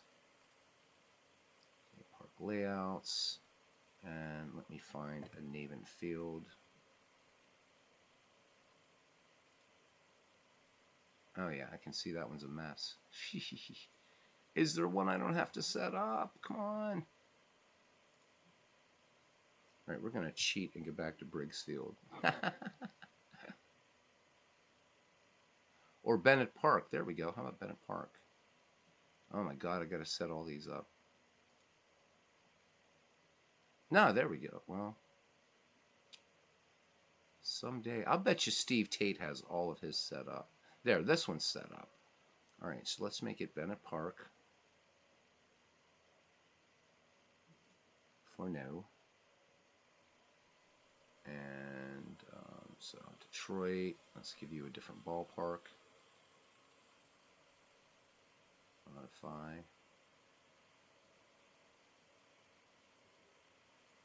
B. Bennett. And assign team to Park. Yep. All right, and make sure this is the proper one. I hope it is. All right. Let's try this again. And if I have to set this one, I'll set it. All right. That one was pretty, but too small. Got to use Gigapixel. August 27th, play. All right. Boom and boom and boom and play. And we will dispense with all that. All right, here we go. All right, so let's look at the starting defense here for the Detroit Tigers, and this is the 1901 to 1919 3-year file. Bobby Veach in left, Sam Crawford in center, Ty Cobb in right, Harry Heilman at first, at Jim Delahanty at second, Kid Elberfeld at short. He was a favorite in the McGreevy League. Ozzie Vitt at third, Oscar Stanage catching, and George Mullen has the mound. So Jimmy Collins will lead it off here. 317 average, 6 home runs, 76 ribbies. And we're ready to get underway here as Mullen deals. Jimmy Collins sends this to left field. Back. Bobby Veach making the catch for out number 1. Here is Larry Gardner. We see a lot of Larry Gardner on this channel and other channels. Preponderance of Boston Red Sox fans in the community. 295 hitter, 3 home runs, 55 ribbies. George Mullen with a 2-0 delivery. Gardner, soft fly ball, center field. Sam Crawford camps under it and makes the grab. 2 up, 2 down now for the Gray Eagle. Tris Speaker, 361, 6 home runs, 84 runs batted in. Mullen has the sign from Stanage. The 0-1. Speaker sends this one up the middle, base hit. Makes the wide turn of first, and he will hold. Tris Speaker with 47 steals last season. Here is Buck Freeman. Buck Freeman hitting .311, 12 home runs, 113 runs batted in. We saw Buck Freeman in one of our games last night, strangely enough. Or no, we saw him in the first game of a doubleheader today. So, anyhow, Mullen, quick throw over, Tris Speaker back easily. Throws back over again. And Speaker easily back. So Mullen trying to keep Tris Speaker honest. Here's the delivery. Pitch out, nothing doing. Speaker not biting. The count 1-0. Here's the delivery. And Freeman, little bouncer to Ozzie Vitt at third. Long throw across the diamond. And Freeman beats it out. So the Boston Red Sox with 2 aboard and 2 away. Speaker at second. Freeman at first for Duffy Lewis, the left fielder with a 289 average, a home run, 82 runs batted in. Mullen with the 2-0 delivery. And Duffy Lewis sends this to center field. Going back on it, Sam Crawford makes the catch for out number 3. No runs, 2 hits, no errors. Bottom of the first, it's the Red Sox nothing and the Tigers coming to bat. Red Sox defense from left to right, Duffy Lewis, Tris Speaker, and Harry Hooper. From first to third, it will be Buck Freeman, Larry Gardner, Everett Scott, Jimmy Collins. Catching will be Wally Shang. And on the mound, MV wishes he was here for this one, Cy Young. Kid Elberfeld will lead it off here for the Detroit Tigers. 291 hitter, a home run, 53 runs batted in. Little dead ball action here tonight on the channel. It's been a while. Cy Young deals the 0-2 delivery. Elberfeld, bouncing ball. Jimmy Collins fields it on the line. And quick throw to Buck Freeman, and they get Elberfeld by a gnat's eyelash. So 1 away here for the great Sam Crawford. 317 average, 6 home runs, 86 runs batted in. Sam Crawford batting lefty here. Young has the sign from Shang. The 0-2 pitch. Fastball. Crawford pops this one up on the infield. Gardner going out on the shallow grass in the right field pasture and makes the catch for out number 2. And here's the Georgia Peach. 393 average, 8 homers, 108 runs batted in. Cy Young into his wind in the 1-2 pitch. And Ty Cobb, who was hard to strike out, just did. So that's a strikeout for Cy Young. We go to the top of the second inning, and we are scoreless here at Bennett Park.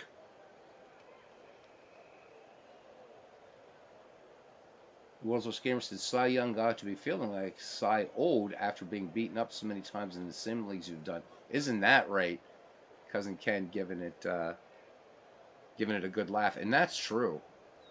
So I'm going to start a campaign, which will never happen, to change the name of the Cy Young Award to the Walter Johnson Award. All right, Harry Hooper leads it off here for the Red Sox, followed by Wally Shang and Everett Scott. Harry Hooper, 271 hitter, 2 homers, 42 runs batted in.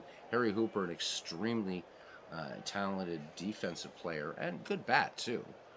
Mullen deals the 1-2 pitch to Harry Hooper. Spitball, and Hooper sends this saliva sphere out to left field, and Bobby Veach will make the grab in left for out number 1. Catcher Wally Shang, 290, a home run, 41 ribbies. Mullen twirls it, full count to Shang, and curveball in there for strike 3 in the inside part of the plate. So Mullen picks up his first strikeout of the game, and it brings up the shortstop Everett Scott at a 259 average. A home run, 48 runs batted in. Mullen sets and fires. Here's the 0-2 pitch, curveball. Scott sends this one to second. Jim Delahanty on to Heilman to retire Scott for the final out of the inning. We go to the bottom of the second, and we are scoreless. And the Tigers will send up Veach, Delahanty, and Heilman. Bobby Veach, 313, 5 dingers, 104 runs batted in. Cranks and cranklets last season.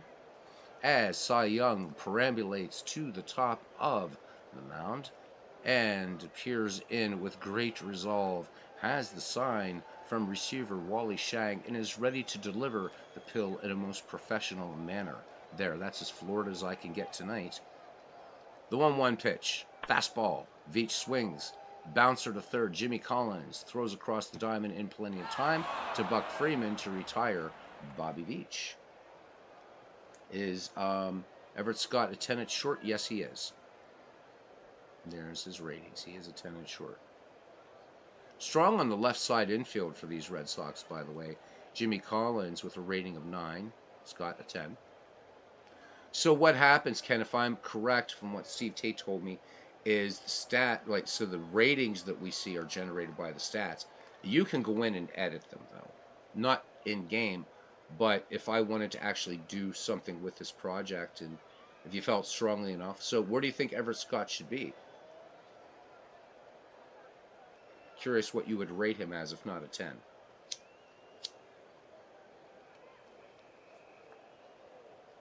While Ken puzzles over that one, Jim Delahanty now bats with one down, 7 or 8. That's easy enough to change. Delahanty, 314, 2 homers, 60 runs batted in, so the slash line.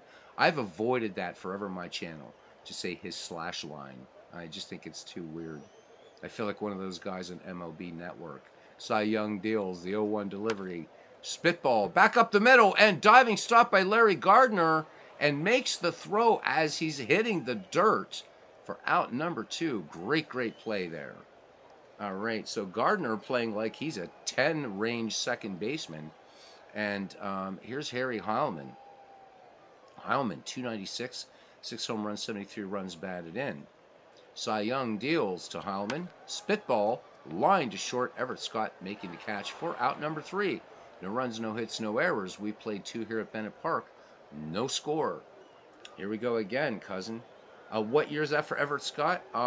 Let's look. Let's look there, Mr. Tate. Mr. Tate, Mr. Tate.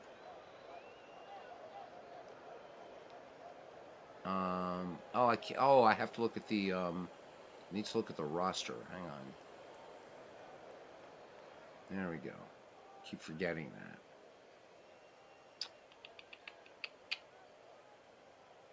So Everett Scott is 1919, Steve.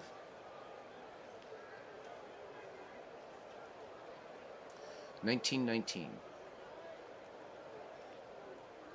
Okay. And here's Cy Young. We don't need no stinking DH, says Cyclone Denton True Young. 253 average, a home run, 14 runs batted in. Mullen deals to Young, the 2-2 pitch. Cy Young swings and misses. George Mullen picks up his second K. Okay, so Ken Castro says 1919. It's one of his good years. And counting Big Clue into something. Yeah, I think this would be a good tournament file. Beware, there are doppelgangers, and if you don't mind doppelgangers, it's all good. It's a cool file. Really good file, and everything broken up by decades. Get the rest of them, Texags. It's a lot of fun. Steve says 1919, he would rate him a 7 or 8 at the most. However, he's an 8 and 9 shortstop range for his peak at shortstop. All right, well, it looks like 10 might be a little bit high then, so we can downgrade that a little bit. I mostly play these just with a bunch of exhibitions right now. Too much going on. I don't want to become Robbie with 8,000 projects going on and not finishing them. So for things like this in Steve's 5-year files, I'm kind of resisting doing anything with them other than exhibitions at this point. Jimmy Collins now. And Ken, we have to finish the 1915 World Series. I have not forgotten. All right, Jimmy Collins flied out his last time. We're back at the top of the Boston order. 1 away. Mullen delivers 3-1 pitch. Come back to the mound. Mullen onto Heilman. Quick move off the mound for out number 2. Larry Gardner now. He is nothing for 1. Fly to left center back in the first. Let's toast to 1908. How about it? Yeah.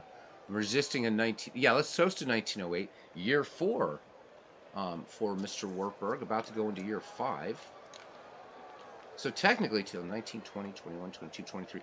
Actually, Ken, he started it then, but it's actually the 5th year. So really it's going to be year 6 for 1908 once we turn the clock to 2024. So congratulations to Robbie on that one. And I know Robbie, and we're saying this out of love. Robbie is now doing this to be a contrarian. I don't think we will see the 1908. One day he's just going to come in and say, I finished 1908. I had you guys on all the time. Here are the date stamps and the box scores to prove it. So he's a university guy now. All right, Larry Gardner flied to left center last time up. Mullen with the 0-1 delivery and plunks Larry Gardner. So Larry Gardner with a few choice words for George Mullin. George Mullin completely just ignoring him. And here comes Tris Speaker. The Golden Eagle grounded a single back in the first. Stanage sets the target. Mullin with a check of Gardner at first. Larry Gardner with 20 steals last season. Throws over. Gardner dives back under the tag. Just barely. Good move by George Mullin that time, and Harry Holman with a quick tag. Mullin comes home with it now. Speaker sends this fastball to Holman, who will take it unassisted for out number 3. And the dearth of run continues. Cousin Ken, we go to the bottom of the third. No score. And it will be Ozzie Vitt, Oscar Stanage, and George Mullin to bat for the Tigers. Ozzie Vitt, a 243 hitter, no homers, 45 ribbies in last season. Cy Young deals the 1-0. Vitt sends this one to third base. Jimmy Collins takes it on the bounce, fires on to Buck Freeman for the 5-3 putout. 1 up and 1 down now for catcher Oscar Stanage. 256, a home run, and 38 runs batted in. Young with a 2-1 pitch. Curveball, Stanage swings on this. Roller up the first base line. Buck Freeman will take this one 3 unassisted for out number 2. So far an error-free game, but it is early. Here comes George Mullin now. So Mullin, here we go again. So 299 average for him. 10 home runs. Good hitting pitcher he was. You can go back and look at his complete thing on Baseball Reference. Or if we were out of the park, you could look at his career out of the park. Cy Young deals the 0-1. Mullin swings, popped on the infield. Everett Scott and Jimmy Collins, but Jimmy Collins calling off Scott, and he will take it for out number 3. We go to the fourth. No score. Moving along quickly. Buck Freeman, 1 for 1, has one of the 2 Red Sox hit in this game, and that was an infield single. George Mullin thus far has struck out 2 batters. The Tigers hurler winds and fires. Curveball, first pitch swinging, fly ball. Bobby Veach ranging back and left, and he will make the catch. So 1 up, 1 down now for Duffy Lewis, who flied to deep center back in the first. Mullin has the sign from Stanage, and he winds and fires. First pitch swing on the fastball, fly ball, center field. Sam Crawford running back and making the catch. 2 up, 2 down. Harry Hooper, nothing for 1, fly to deep left. Mullin winds and deals the 3-1 fastball. Hooper sends this to center field. It's the Sam Crawford show. Side retired. We go to the bottom of the fourth. No score. 8,000 projects, not one of which is a date with a woman. How about it? Rest in peace. Yep. To the Federal League, the Pacific Coast League, and there you are. All right, as we continue here, Kid Elberfeld. And Cousin, I think you heard my announcement about Super Bowl Sunday coming up in February. If you didn't, it's going to be probably you, me, and Big Clue.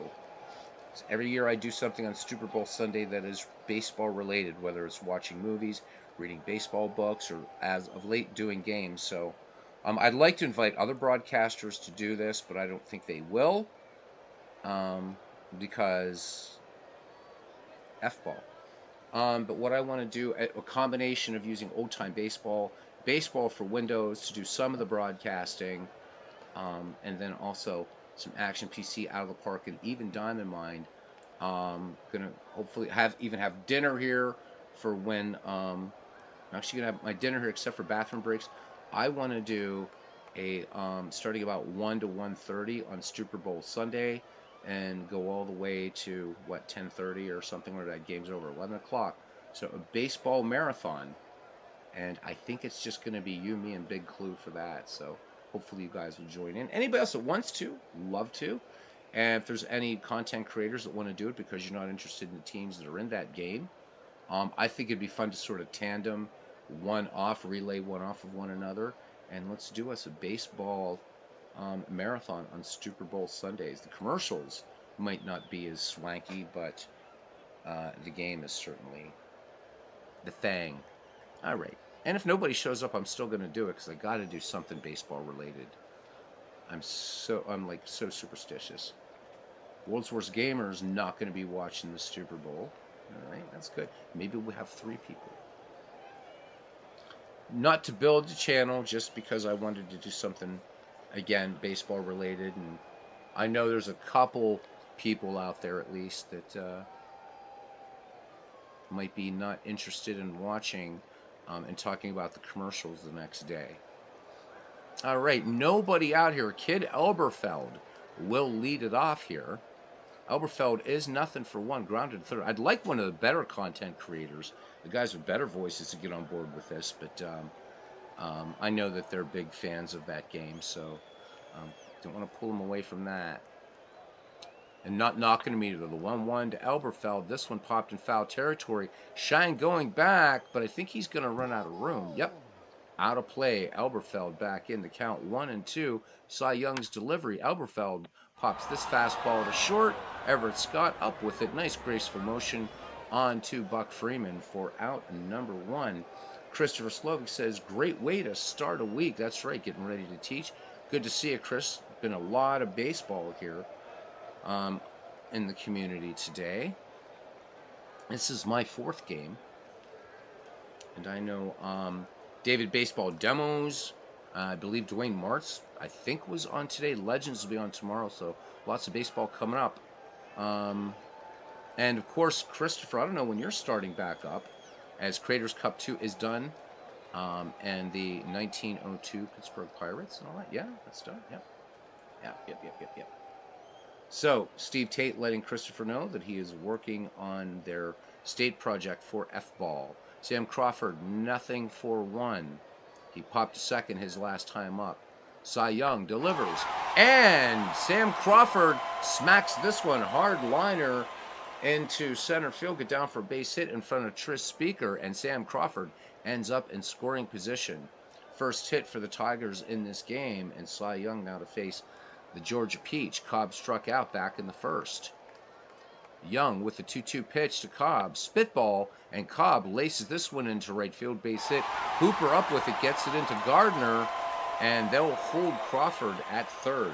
Runners at the corners for Detroit, 1 out, and here's Bobby Veach, nothing for 1. He grounded to third back in the second.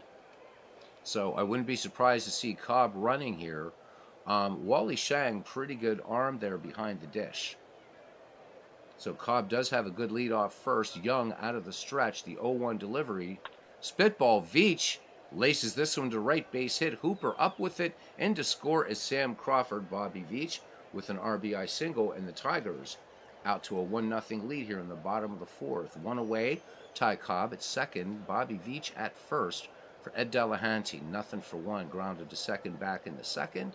Cy Young with a 1-2 delivery. Fastball. Shallow fly ball to center. The Gray Eagle has it. Cobb tags. Of course, he's not going to run on his hunting buddy, Tris Speaker. And, of course, they were friends in other ways, too. All right, so 2 away, 2 Tigers on for Harry Heilman, forgotten Hall of Famer. Line to short back in the second. Cy Young, 3-2 pitch. Heilman lays off and draws the walk. And now Cy Young finds himself surrounded by some Tigers. And here's Ozzie Vitt. He is nothing for 1. He grounded out. Young delivers the full count. Curveball. And Vitt draws the walk. Cobb. So Cy Young walking in a run. And the Tigers lead the Red Sox now 2-0. Oscar Stanage, nothing for 1. Cy Young being Cy Young, if you were to ask MV. Here's the 0-1 pitch. Fastball. Stanage. Bouncer to short. Everett Scott will go to Gardner on the 6-4 putout and retire the side. However, 2 runs, 3 hits, no errors. We've played 4 here at Bennett, and it's the Tigers 2 and the Red Sox nothing. And Christopher Slovic is really excited about broadcasting their state project. Guys, feel free to let, there are some fans in here, let them know what you guys are doing if you want. The Cy Young curse continues, says Cousin Ken Castro, as Wally Shang steps to the plate to lead it off here for Boston. The number 7-8-9 hitters, Shang, Scott, and Young. Another thing I want to do, Cousins, I want to bring back is doing kind of like a random player of the day, like getting a picture up here and talking about just, whatever, just some random player. I was doing that for a while, so I think I want to go back to that too.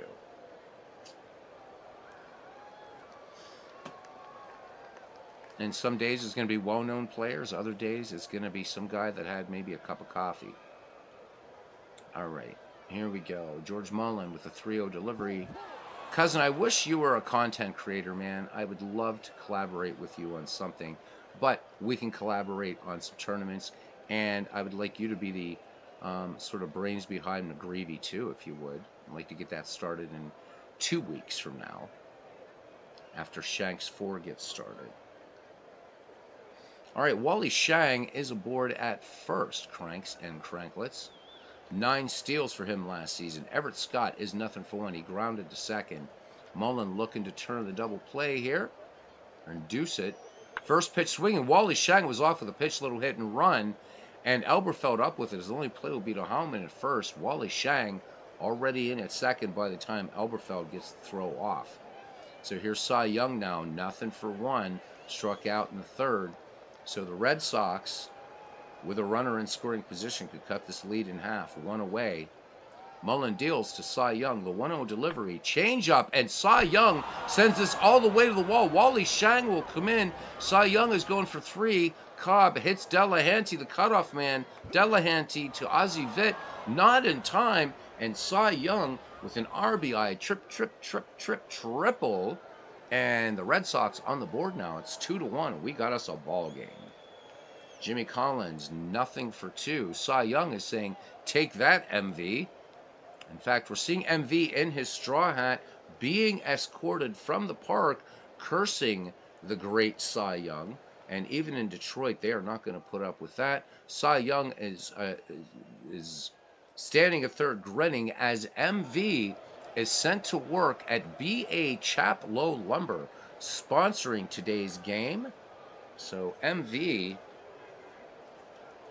will be working out the rest of this game at B.A. Chaplow Lumber here in the Motor City. So for all your needs, all your lumber needs, if you want to get good wood, talk to MV. All right, here we go. Jimmy Collins now. Here's the delivery. The 1-0 to Collins. Curveball. Collins, base hit, center field, and Cy Young comes in to score, and the Red Sox tie it up here in the 5th. 2-2. The way things have been going today in my broadcast, this is a high-scoring game. All right. So, yep, MV earns for Goodwood and being escorted out of Bennett over to B.A. Chaplow Lumber. He'll certainly get it now. Jimmy Collins at first. We love MV, though. We do. 20 steals for him. Of course, the mission in Shanks is that MV goes down in defeat, and in McGreevy, too. All right. Larry Gardner in the game has flied to left, and he was plunked into third by George Mullen. Mullen sets and deals. Here's the 0-2 curveball. And swing and a miss by Larry Gardner. George Mullen picks up his 3rd K of the game. 2 away now. Jimmy Collins remains at first. Tris Speaker 1 for 2, singled back in the 1st. Mullen throws over. Jimmy Collins dives under the tag, and he is safe. Mullen sets and deals to Speaker. The 0-1 changeup. This one bounding ball to third, and Ozzie Vitt will go to Jim Delahanty to retire Jimmy Collins and the Red Sox. But they pick up 2 runs, 2 hits, no errors, and we go to the bottom of the 5th inning here at Bennett Park. And the Red Sox and Tigers knotted at 2. As Christopher Sloving says, he's building a table. So, yeah, get in touch with MV here. You got to go back in time. Somewhere between 1901 and 1919, MV ejected from Bennett Park. The Detroit fans recognizing that Denton True Young is quite a fine pitcher after all. Cy Young, however, with that triple, will accompany the 1 strikeout and 2 walks. George Mullen will lead it off. George Mullen popped to third back in the 3rd. Kid Elberfeld, the top of the Detroit order, waits on deck. Cy Young ready to go. He winds in the 0-1 fastball. Base hit over Everett Scott's head at short into left field. And Duffy Lewis, Tris Speaker converging that ball. Duffy Lewis gets the ball and fires it into Scott. George Mullen aboard, had a steal last season. And here's Kid Elberfeld, nothing for 2. He is grounded out twice. Cy Young checks Mullen at first. The 1-1 pitch, fastball, chopper to short. Scott will go to Gardner on the pivot to Buck Freeman. And it's a good old 6-4-3 double play. 2 outs, bases empty, and that brings up Wahoo Sam Crawford. Doubled back in the fourth. Cy Young with a 1-2 pitch, curveball, and Crawford, just a little bouncer to Everett Scott, who has to hurry his throw, and he's not going to get the speedy Sam Crawford. So here we go, Detroit making some noise. Now, Sam Crawford, 21 steals last season. Ty Cobb, 1 for 2, and singled back in the fourth. Cy Young works to him, the 1-2 delivery, fastball, base hit, center field. Cobb going for 2, and Crawford in to score. Ty Cobb picks up an RBI double, and the Tigers jump back in the lead here in the bottom of the fifth inning, 3-2. Bobby Veach bats with 2 down. Ty Cobb at second. Veach RBI single that scored Sam Crawford in the fourth. Cobb, aggressive lead off second, saying he's going to come down there, Jimmy Collins, on the next pitch, showing my steel. The 1-1 pitch to Bobby Veach. Spitball. Veach sends this one to Gardner at second, who tosses onto Freeman at first to retire the side. But the Detroit Tigers pick up a run on 3 hits, no errors, a runner left. We go to the top of the sixth inning. It's the Tigers edging the Red Sox right now, 3-2. As Big Clue says, when it comes to it, MV is an eager beaver. Ken Castro says our community shtick against the foreigner makes his day. Love it. All right. Now to be Buck Freeman, Duffy Lewis, and Harry Hooper to bat for the Red Sox here, the number 4, 5, 6 hitters. And Buck Freeman has singled and fly to very deep left. Mullen deals to Freeman, the 2-1 pitch. Changeup. This one sent to center field. Crawford back on this ball, and it's out of here. So Buck Freeman, there goes that Tigers lead. Short-lived. Buck Freeman takes it out of here, and they just sit down in Detroit and say, why didn't we send MV to Milwaukee? Anyhow, or actually, we should have sent him to the Upper Peninsula, eh? The Ooper, as they call it in Michigan. All right, 3-3 your score now, and here's Duffy Lewis. He has flied out twice, 3-3. George Mullen with a 2-0 pitch, and this one smacked into right, extra bases. Cobb giving chase, fires it in, hits the cutoff man Jim Delahead. He fires on to Ozzie Vitt, and Duffy Lewis with a triple. And here we go, sports fans. Nobody out, and Harry Hooper, nothing for 2. Fly to deep left and to deep right center. Duffy Lewis edging down the line at third. Mullen out of the stretch. 2-2 pitch. Curveball. Swung on. And this will be deep enough as Crawford has it in center. Tagging and coming in to score is Duffy Lewis. And now it's the Red Sox on top, 4-3. Fun game. All right. Wally Shang struck out and walked. Stanage sets the target. Mullen with the 1-0 delivery. Curveball. Swung on. Bounced up the middle. Jim Delahanty to Harry Holloman for out number 2. Score that one 4-3. And nobody's scoring at home, but you can anyhow. Everett Scott, nothing for 2. I know I'm not scoring at home. Mullen deals the 2-2 pitch. Everett Scott on the curveball. This one deflects off Mullen. Elberfeld able to get it and fire onto Heilman to retire the side. However, the Red Sox picked up 2 runs, 2 hits, no errors. We go to the bottom of the 6th. It's the Red Sox 4, the Tigers 3 in this 3-year franchise file spanning the years 1901 to 1919. I believe this was Zepp that did this file. I think it was Zepp. It's on the Action PC community. Every decade done, so do grab it, guys. And Big Clue, to answer your question, I could use these files to combine and do a kind of American League, National League by decade. So Clue was looking for something like that. I think Steve Tate's files kind of sort of come close to that, as does this one. Okay, so it was you and Zepp and a few others combined on these in 2011. Nice. Good file. Really, really like it. All right, Jim Delahanty will lead things off here for the Tigers in the bottom of the 6th inning, followed by Harry Holloman and Ozzie Vitt. Cy Young holding at 1 strikeout, 2 walks, and a 4-3 lead for him. 1-2 pitch, changeup, Delahanty sends this one deep to right field. Harry Hooper, though, with a lot of range out there, makes the catch in the right pasture. 1 up, 1 down now for Harry Heilmann. Heilmann has lined to short and walked. Cy Young with the 1-2 pitch coming in. Fastball. Heilmann cuts on this one. Lazy fly ball, right field. Hooper ranging in, making the catch. 2 up, 2 down now. Ozzie Witt, nothing for 1. He walked, scoring Ty Cobb last time. 1-2 pitch to Witt. Change up. Witt, roller up the first base line. Buck Freeman, 2 steps to first and retires Ozzie Witt and the side. We go to the top of the 7th inning. It's Boston 4, Detroit 3. Due up will be Cy Young, Jimmy Collins, and Larry Gardner. The Cyclone with an RBI triple in the 5th to score to Wally Shang. Stanage sets the target. Mullen to deal. The 0-2 fastball. Sky to center. Wahoo Sam brings it down into the leather. 1 up, 1 down. Jimmy Collins now. RBI single in the 5th that scored Cy Young. The 2-1 pitch, fastball. Collins turns in this one, long fly ball to left, but Bobby Veach making a great catch in left field for the Tigers. So 2 Red Sox up and 2 down now for Larry Gardner. So he flied out, was hit by a pitch, and struck out. Mullen deals. Gardner, and this is a strike him out. And Stanage, what do we have here? Yep. And able to fire down for the out. Middle of the 7th, 4-3. Yeah, we're not afraid of immigrants, but we are terrified of MV. Oh, Tex Ags, man. Great stuff on that Action PC community page. You're always wanting ballparks, and I think I gave you the link to it before.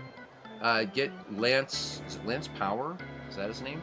Lance Power's ballpark pack. That's really, really good. A ton of ballparks in there. There's some PCL stuff in there, some Negro League. It's a great site. Great site. Logos. I think Zeke's logo collection is on there. Yeah, I love that site. Yep, check it out. Yeah, well, Todd B., after this, people are going to get tired of my voice. I still want to hear some baseball. So after this is going to be, cousin, if I have a chance, can you help me Diamond Mine play? Oh, yeah, I have to show you that. That's really weird. How to do Diamond Mine playoffs. Yes. I did not forget. It's typing in numbers is what it's about. So we'll walk through it. All right, and then maybe a baseball for Windows game after. Oh, good. We get to bring up Diamond Mine after this game. Nice. All right, Cy Young works to Oscar Stanage, who is nothing for 2. The 1-2 pitch, fastball. Stanage ripping a miss. And Cy Young picks up his 2nd strikeout. Boston leading 4-3 here in the bottom of the 7th as George Mullen strides to the plate. And he singled back in the 5th. He's 1 for 2. Cy Young with the 0-1 fastball. This one lined foul, and this will make the seats on the third base side. Duffy Lewis giving chase to no avail. This one landing about 15 rows back to Robbie Wartburg's future wife, if Robbie Wartburg were around between 1901 and 1919. A rather fetching blonde she is, making the catch. All right, the count 0-2 now to George Mullen. Here's the pitch, and Mullen scorches this one to right, and Mullen's going to try for 3. Hooper hits Gardner, the cutoff man. The throw to third, and George Mullen grins over at Cy Young and says, I can do it too. Triple for George Mullen. 1 out, and we're back at the top of the order for the Tigers and Kid Elberfeld. Elberfeld, however, has grounded out twice in a pedestrian manner, and then in the 5th, grounded into a double play. Cy Young from the stretch to Elberfeld, and the 2-1 pitch, fastball. This one chopped to short. Scott will go to first in the sure out, and coming in is George Mullen, and this game is tied at 4. Good back and forth battle. Sam Crawford now, Wahoo Sam, batting with 2 down. And we have a tie game, 4-4. Sam has doubled in the 4th, singled in the 5th. His first time up popped out. Ty Cobb waits on deck. Cy Young Into his wind, the 3-2 pitch, fastball missing, and Sam Crawford draws the walk. So it's the third walk issued by Cy Young, and here comes Ty Cobb. Ty Cobb with an RBI double. Back in the fifth, it scored Wahoo Sam. Crawford leads off first, excellent base stealer. And Cy Young knows it and fires over. Crawford back in, plenty of time. The 1-0 pitch, Crawford on the move. Long fly ball by Cobb to right. Hooper running back and makes the catch. All right, but the Tigers do manage to tie it up. We go to the eighth, 4-4, and it will be the number 3, 4, 5 hitters, Trespeaker, Buck Freeman, and Duffy Lewis. All right, welcome into Todd B. So yeah, we had, this is the fourth game we've done today, Todd. There's a lot of baseball today, as Big Clue said earlier, on a, well, near enough to, it's an autumn-like day. We're still 4 days from autumn, but close enough for horseshoes and hand grenades. Mullen deals. Here's the 1-0. Speaker, little roller up the middle. Delahanty, though, getting the throw off to Howman quickly, knowing the speed of Trespeaker. So 1 up, 1 down for Buck Freeman. Good day at the plate for Buck. He is 2 for 3, including a homer back in the 6th inning.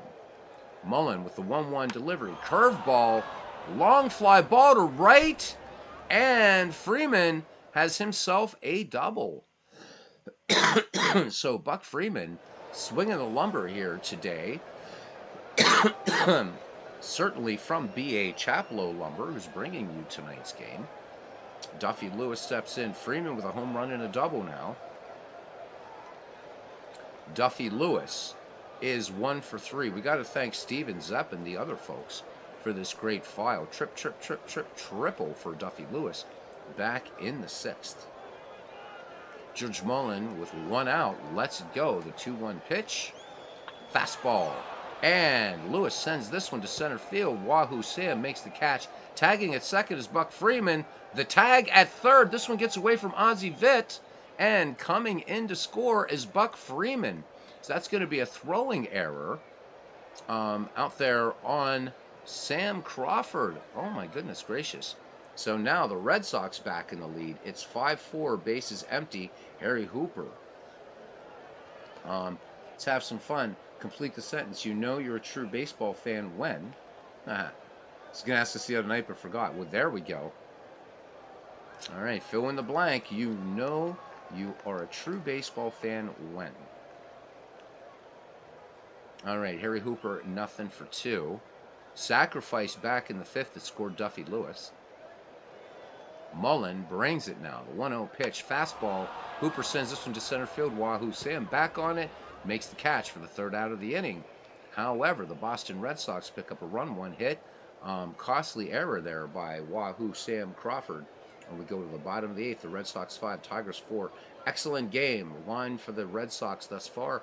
5 runs, 7 hits, no errors for the Tigers. 4 runs, 7 hits, 1 error. Red Sox have stranded 4. The Tigers have left 5 out to dry. And Bobby Veach will lead it off here, followed by Jim Delahanty and Harry Howman for the Tigers. So Veach in the game, RBI single that scored Sam Crawford back in the 4th. Otherwise, he's grounded out twice. Cy Young has struck out 2, walked 3, has a triple, and responsible for the ejection of MV. Can it get any better? Who knows? The 0-2 pitch. Spitball to Veach. Come back to the mound. Young off the hill to his right. Fires onto Buck Freeman to retire Bobby Veach for the 1st out. Jim Delahanty now. One of 3 Delahanty brothers in baseball. Delahanty in this game is 0 for 3. He's flown out twice and grounded out. Cy Young with a 1-2 fastball. And this one, Gardner has the slow roller. Cy Young covering at first. And that will be a 4-1 put out. Out number 2, Harry Howman, 0 for 2, including a walk. Young deals the 1-1 spitball. This one grounded to short. Everett Scott in 1 easy motion goes to Buck Freeman to retire the Tigers. We go to the 9th. And it is 5-4, and the Red Sox will send Wally Shang, Everett Scott, and Cy Young. We get to the bottom of the 9th for the Tigers. We'll see Ozzie Vitt, Oscar Stanage, and George Mullen. Wally Shang is nothing for two, including a walk. Mullen fires the 0-1 delivery. Change up to Shang. Shang sends this one to center field. Crawford back on it. Makes the catch for out number one. Good battle between these two teams today. Everett Scott, nothing for three. Scott has grounded out all three times. Mullen with the 1-2 fastball. This one popped in foul ground. Stanage will run out of room, however. This will get back in the seats. Knocking off Clinton Park's straw hat, so the count goes to 1-2. Mullen deals. And Everett Scott straightens this out, but it's a rainbringer in the infield. Elberfeld calling for it. Can of corn, 2 away. And here's Cy Young. RBI triple back in the 5th. Mullen with the 1-2 pitch. Spitball. Young sends this one to shallow left. Bobby Veach makes the catch. Side retired. We go to the bottom of the 9th inning. And the Red Sox, or the Tigers, I'm sorry, trying to look for a walk-off here, but first need to tie her up.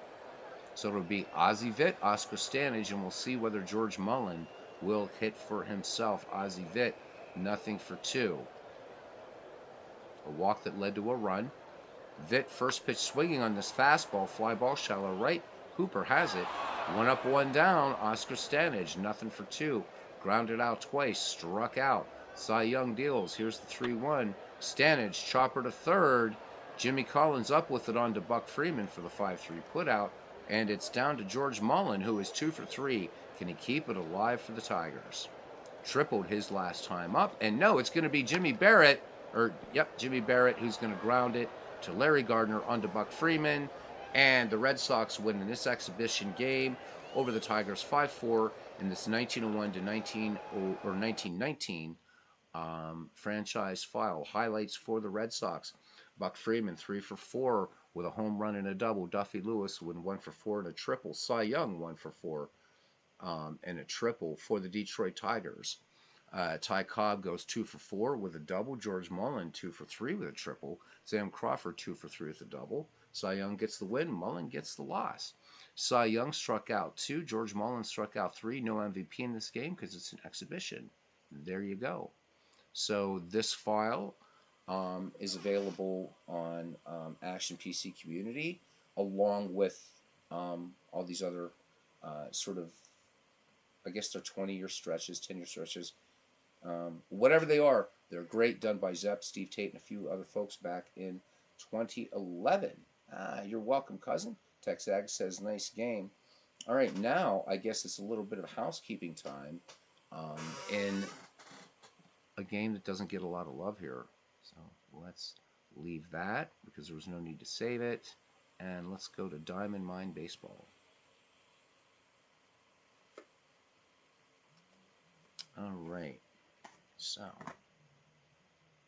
let's go to I think I haven't done this in a long time. I'm probably going to bring up the help file to help us up here. And in fact, I am going to do that. So let's do that because I read it and I'm like, oh, this makes sense. But that was yesterday, and then I drank Guinness last night. All right. So index, and let's look for play. This has a great help file here. Love it. Love it, love it, love it. I believe it's postseason that we're looking for. Yeah, come on, postseason. Hello, hello, hello. Generating, no, not generating a postseason schedule. That's not what you're asking, so hang on a second. Because I read it yesterday, I'm like, oh, this is how you do it? Pretty easy. So all these weird numbers and stuff like that. But this is not what you're asking. Ken, let me find this. This is the how do I. I should have written this down. Playing games, not play reports, transfers, tools. Is it in tools? Oh my God, Ken. When I told you I was going to do this, I should have gone on and done a really quickly instructional stream just for you. I should have done that. All right. Organizations postseason. I think this is the one. Yep, this is it. This is it. This is it. Okay, so the important thing about this, Cousin Ken, numbers, numbers, numbers, numbers, numbers, numbers. I'm going to bring this up a little bit so I can read it. All right. So first thing you're going to see here, Ken, when you're setting this up is this championship series format. You're going to see 0, 1, 1, 0, 2, 2, 0, 1, 1. All right, so the numbers are important. 0 means an off day. 1 means the home team. 2 means the visiting team. So in this series format, we have a day off before it starts. The home team plays 2. Then there's a travel day, and then the middle 3 is going to be at home, but it's in other words the visiting team, right? And then a travel day, and then the last 2 at home. So that's what the numbers mean. So just remember, 0 is off day / travel day, 1 is home field advantage, and then 2 is the other team. Okay. So now on this page, you specify the format in the series. Schedule editor provides a command that enables Diamond Mine to generate a schedule for this series. Okay. So we'll next go to the schedule editor. All right. Let's see, leagues, postseason information. So to show you this, so here's how the magic sets up. If you have Diamond Mine up and you're following me here, cousin. All right. So basically what you're doing is you're just setting up, here it is, right? Your tournament. So this does it kind of this, it treats these the same way that that Out of the Park does it. So if you're just doing a World Series, you would just pick 2. So here we have Baltimore and Texas, and we have a format right here. So this format says 0-1, it's 1 game. So that means there's a travel day, and then this game will be the team will be played in Texas because it's home field. So Texas is 1, Baltimore is 2. Does that make sense? All right.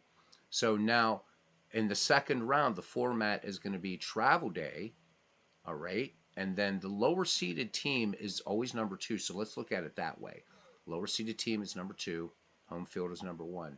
So 2 games will be played there, travel day, and then 3 games. Okay. Yep, fills in the bracket spots. When you go to that screen, it will populate that for you. You're exactly right. But let's read through it, make sure we're clear. Right, so if we have, say, 1, 1, 0, 2, 2, 0, 1, that means 2 games at the park of the home higher seeded team. Travel day, 2 games at the other park. Another travel day, and the deciding game at the home team's park. And then like the 2-3-2 format that you're going to do for most World Series is 0, 1, 1, 0, 2, 2, 2, 0, 1, 1. So all you really have to do is just remember 3 numbers, right? 0, 1, and 2. Okay. Then when you go down here, again, it's showing here like for the playoff schedule for the 2012 American League season. We have Baltimore, Texas, and again, it's format 0, 2, 2, 0, 1, 1, 1, 3 1s. And then for the final series, again, that's the classic 2-3-2. I don't know why they didn't just make it 2-3-2, but that's Diamond Mine for you. So everything will populate just as long as you know these numbers. That's it. It's really that easy. You are super welcome, Cousin Ken. I always like an excuse to bring up Diamond Mine Baseball. And while we're here, damn it, what this game can do is amazing. Look at this index. It's just absolutely insane. And I know it doesn't have the bells and whistles, guys, but this game is so deserving of your attention. I know Big Clue's a big fan of Diamond Mine. All right, that's it, guys. Thank you very much. I'm going to do a Baseball for Windows game. So anybody wants to hang around and listen to some Ernie roll up a game? I just feel like, more baseball. I'm just one of those moods. Thank you to the heart and soul of this channel, Cousin Ken Castro. If you have any more questions about Diamond Mine, cousin, just ask. Texags, thank you. Sorry that your Cubs went down tonight, but You know, tough game, man. Todd B, thank you for coming in, man, as always. And going back, Big Clue, thank you, buddy. Steve Tate, thank you. Is working hard with Christopher Slovic, our good friend over there in Islamabad, Pakistan. World's worst gamer. Even if I said your name, I have to say it again because if not, you'll be upset. John DFW. Legend Sports Universe. He'll be back tomorrow with some baseball, he said. Trying to get the paper to bed on a busy Sports Sunday. Slash Deep Gaming. Thanks for coming in, my friend. Bernie Strom. Thanks a lot. And everybody, we need to wish Bernie Strom a belated Rosh Hashanah. Yeah. Sakuni 007. Joe Murdy. Thank you. Rosh Hashanah. My Hebrew sucks. Doug Hunt. Dwayne March, the Streaming Demon, Cleve Baseball Fan, 879. And the rest of these I did a thank you before, so you guys know who you are. All right, be back in a little bit with some Ernie Harwell. All right, and if nobody comes back, I get it. All right, until next time, see you around the batting cage, guys. Tomorrow night, round 2 begins in the Tosser League.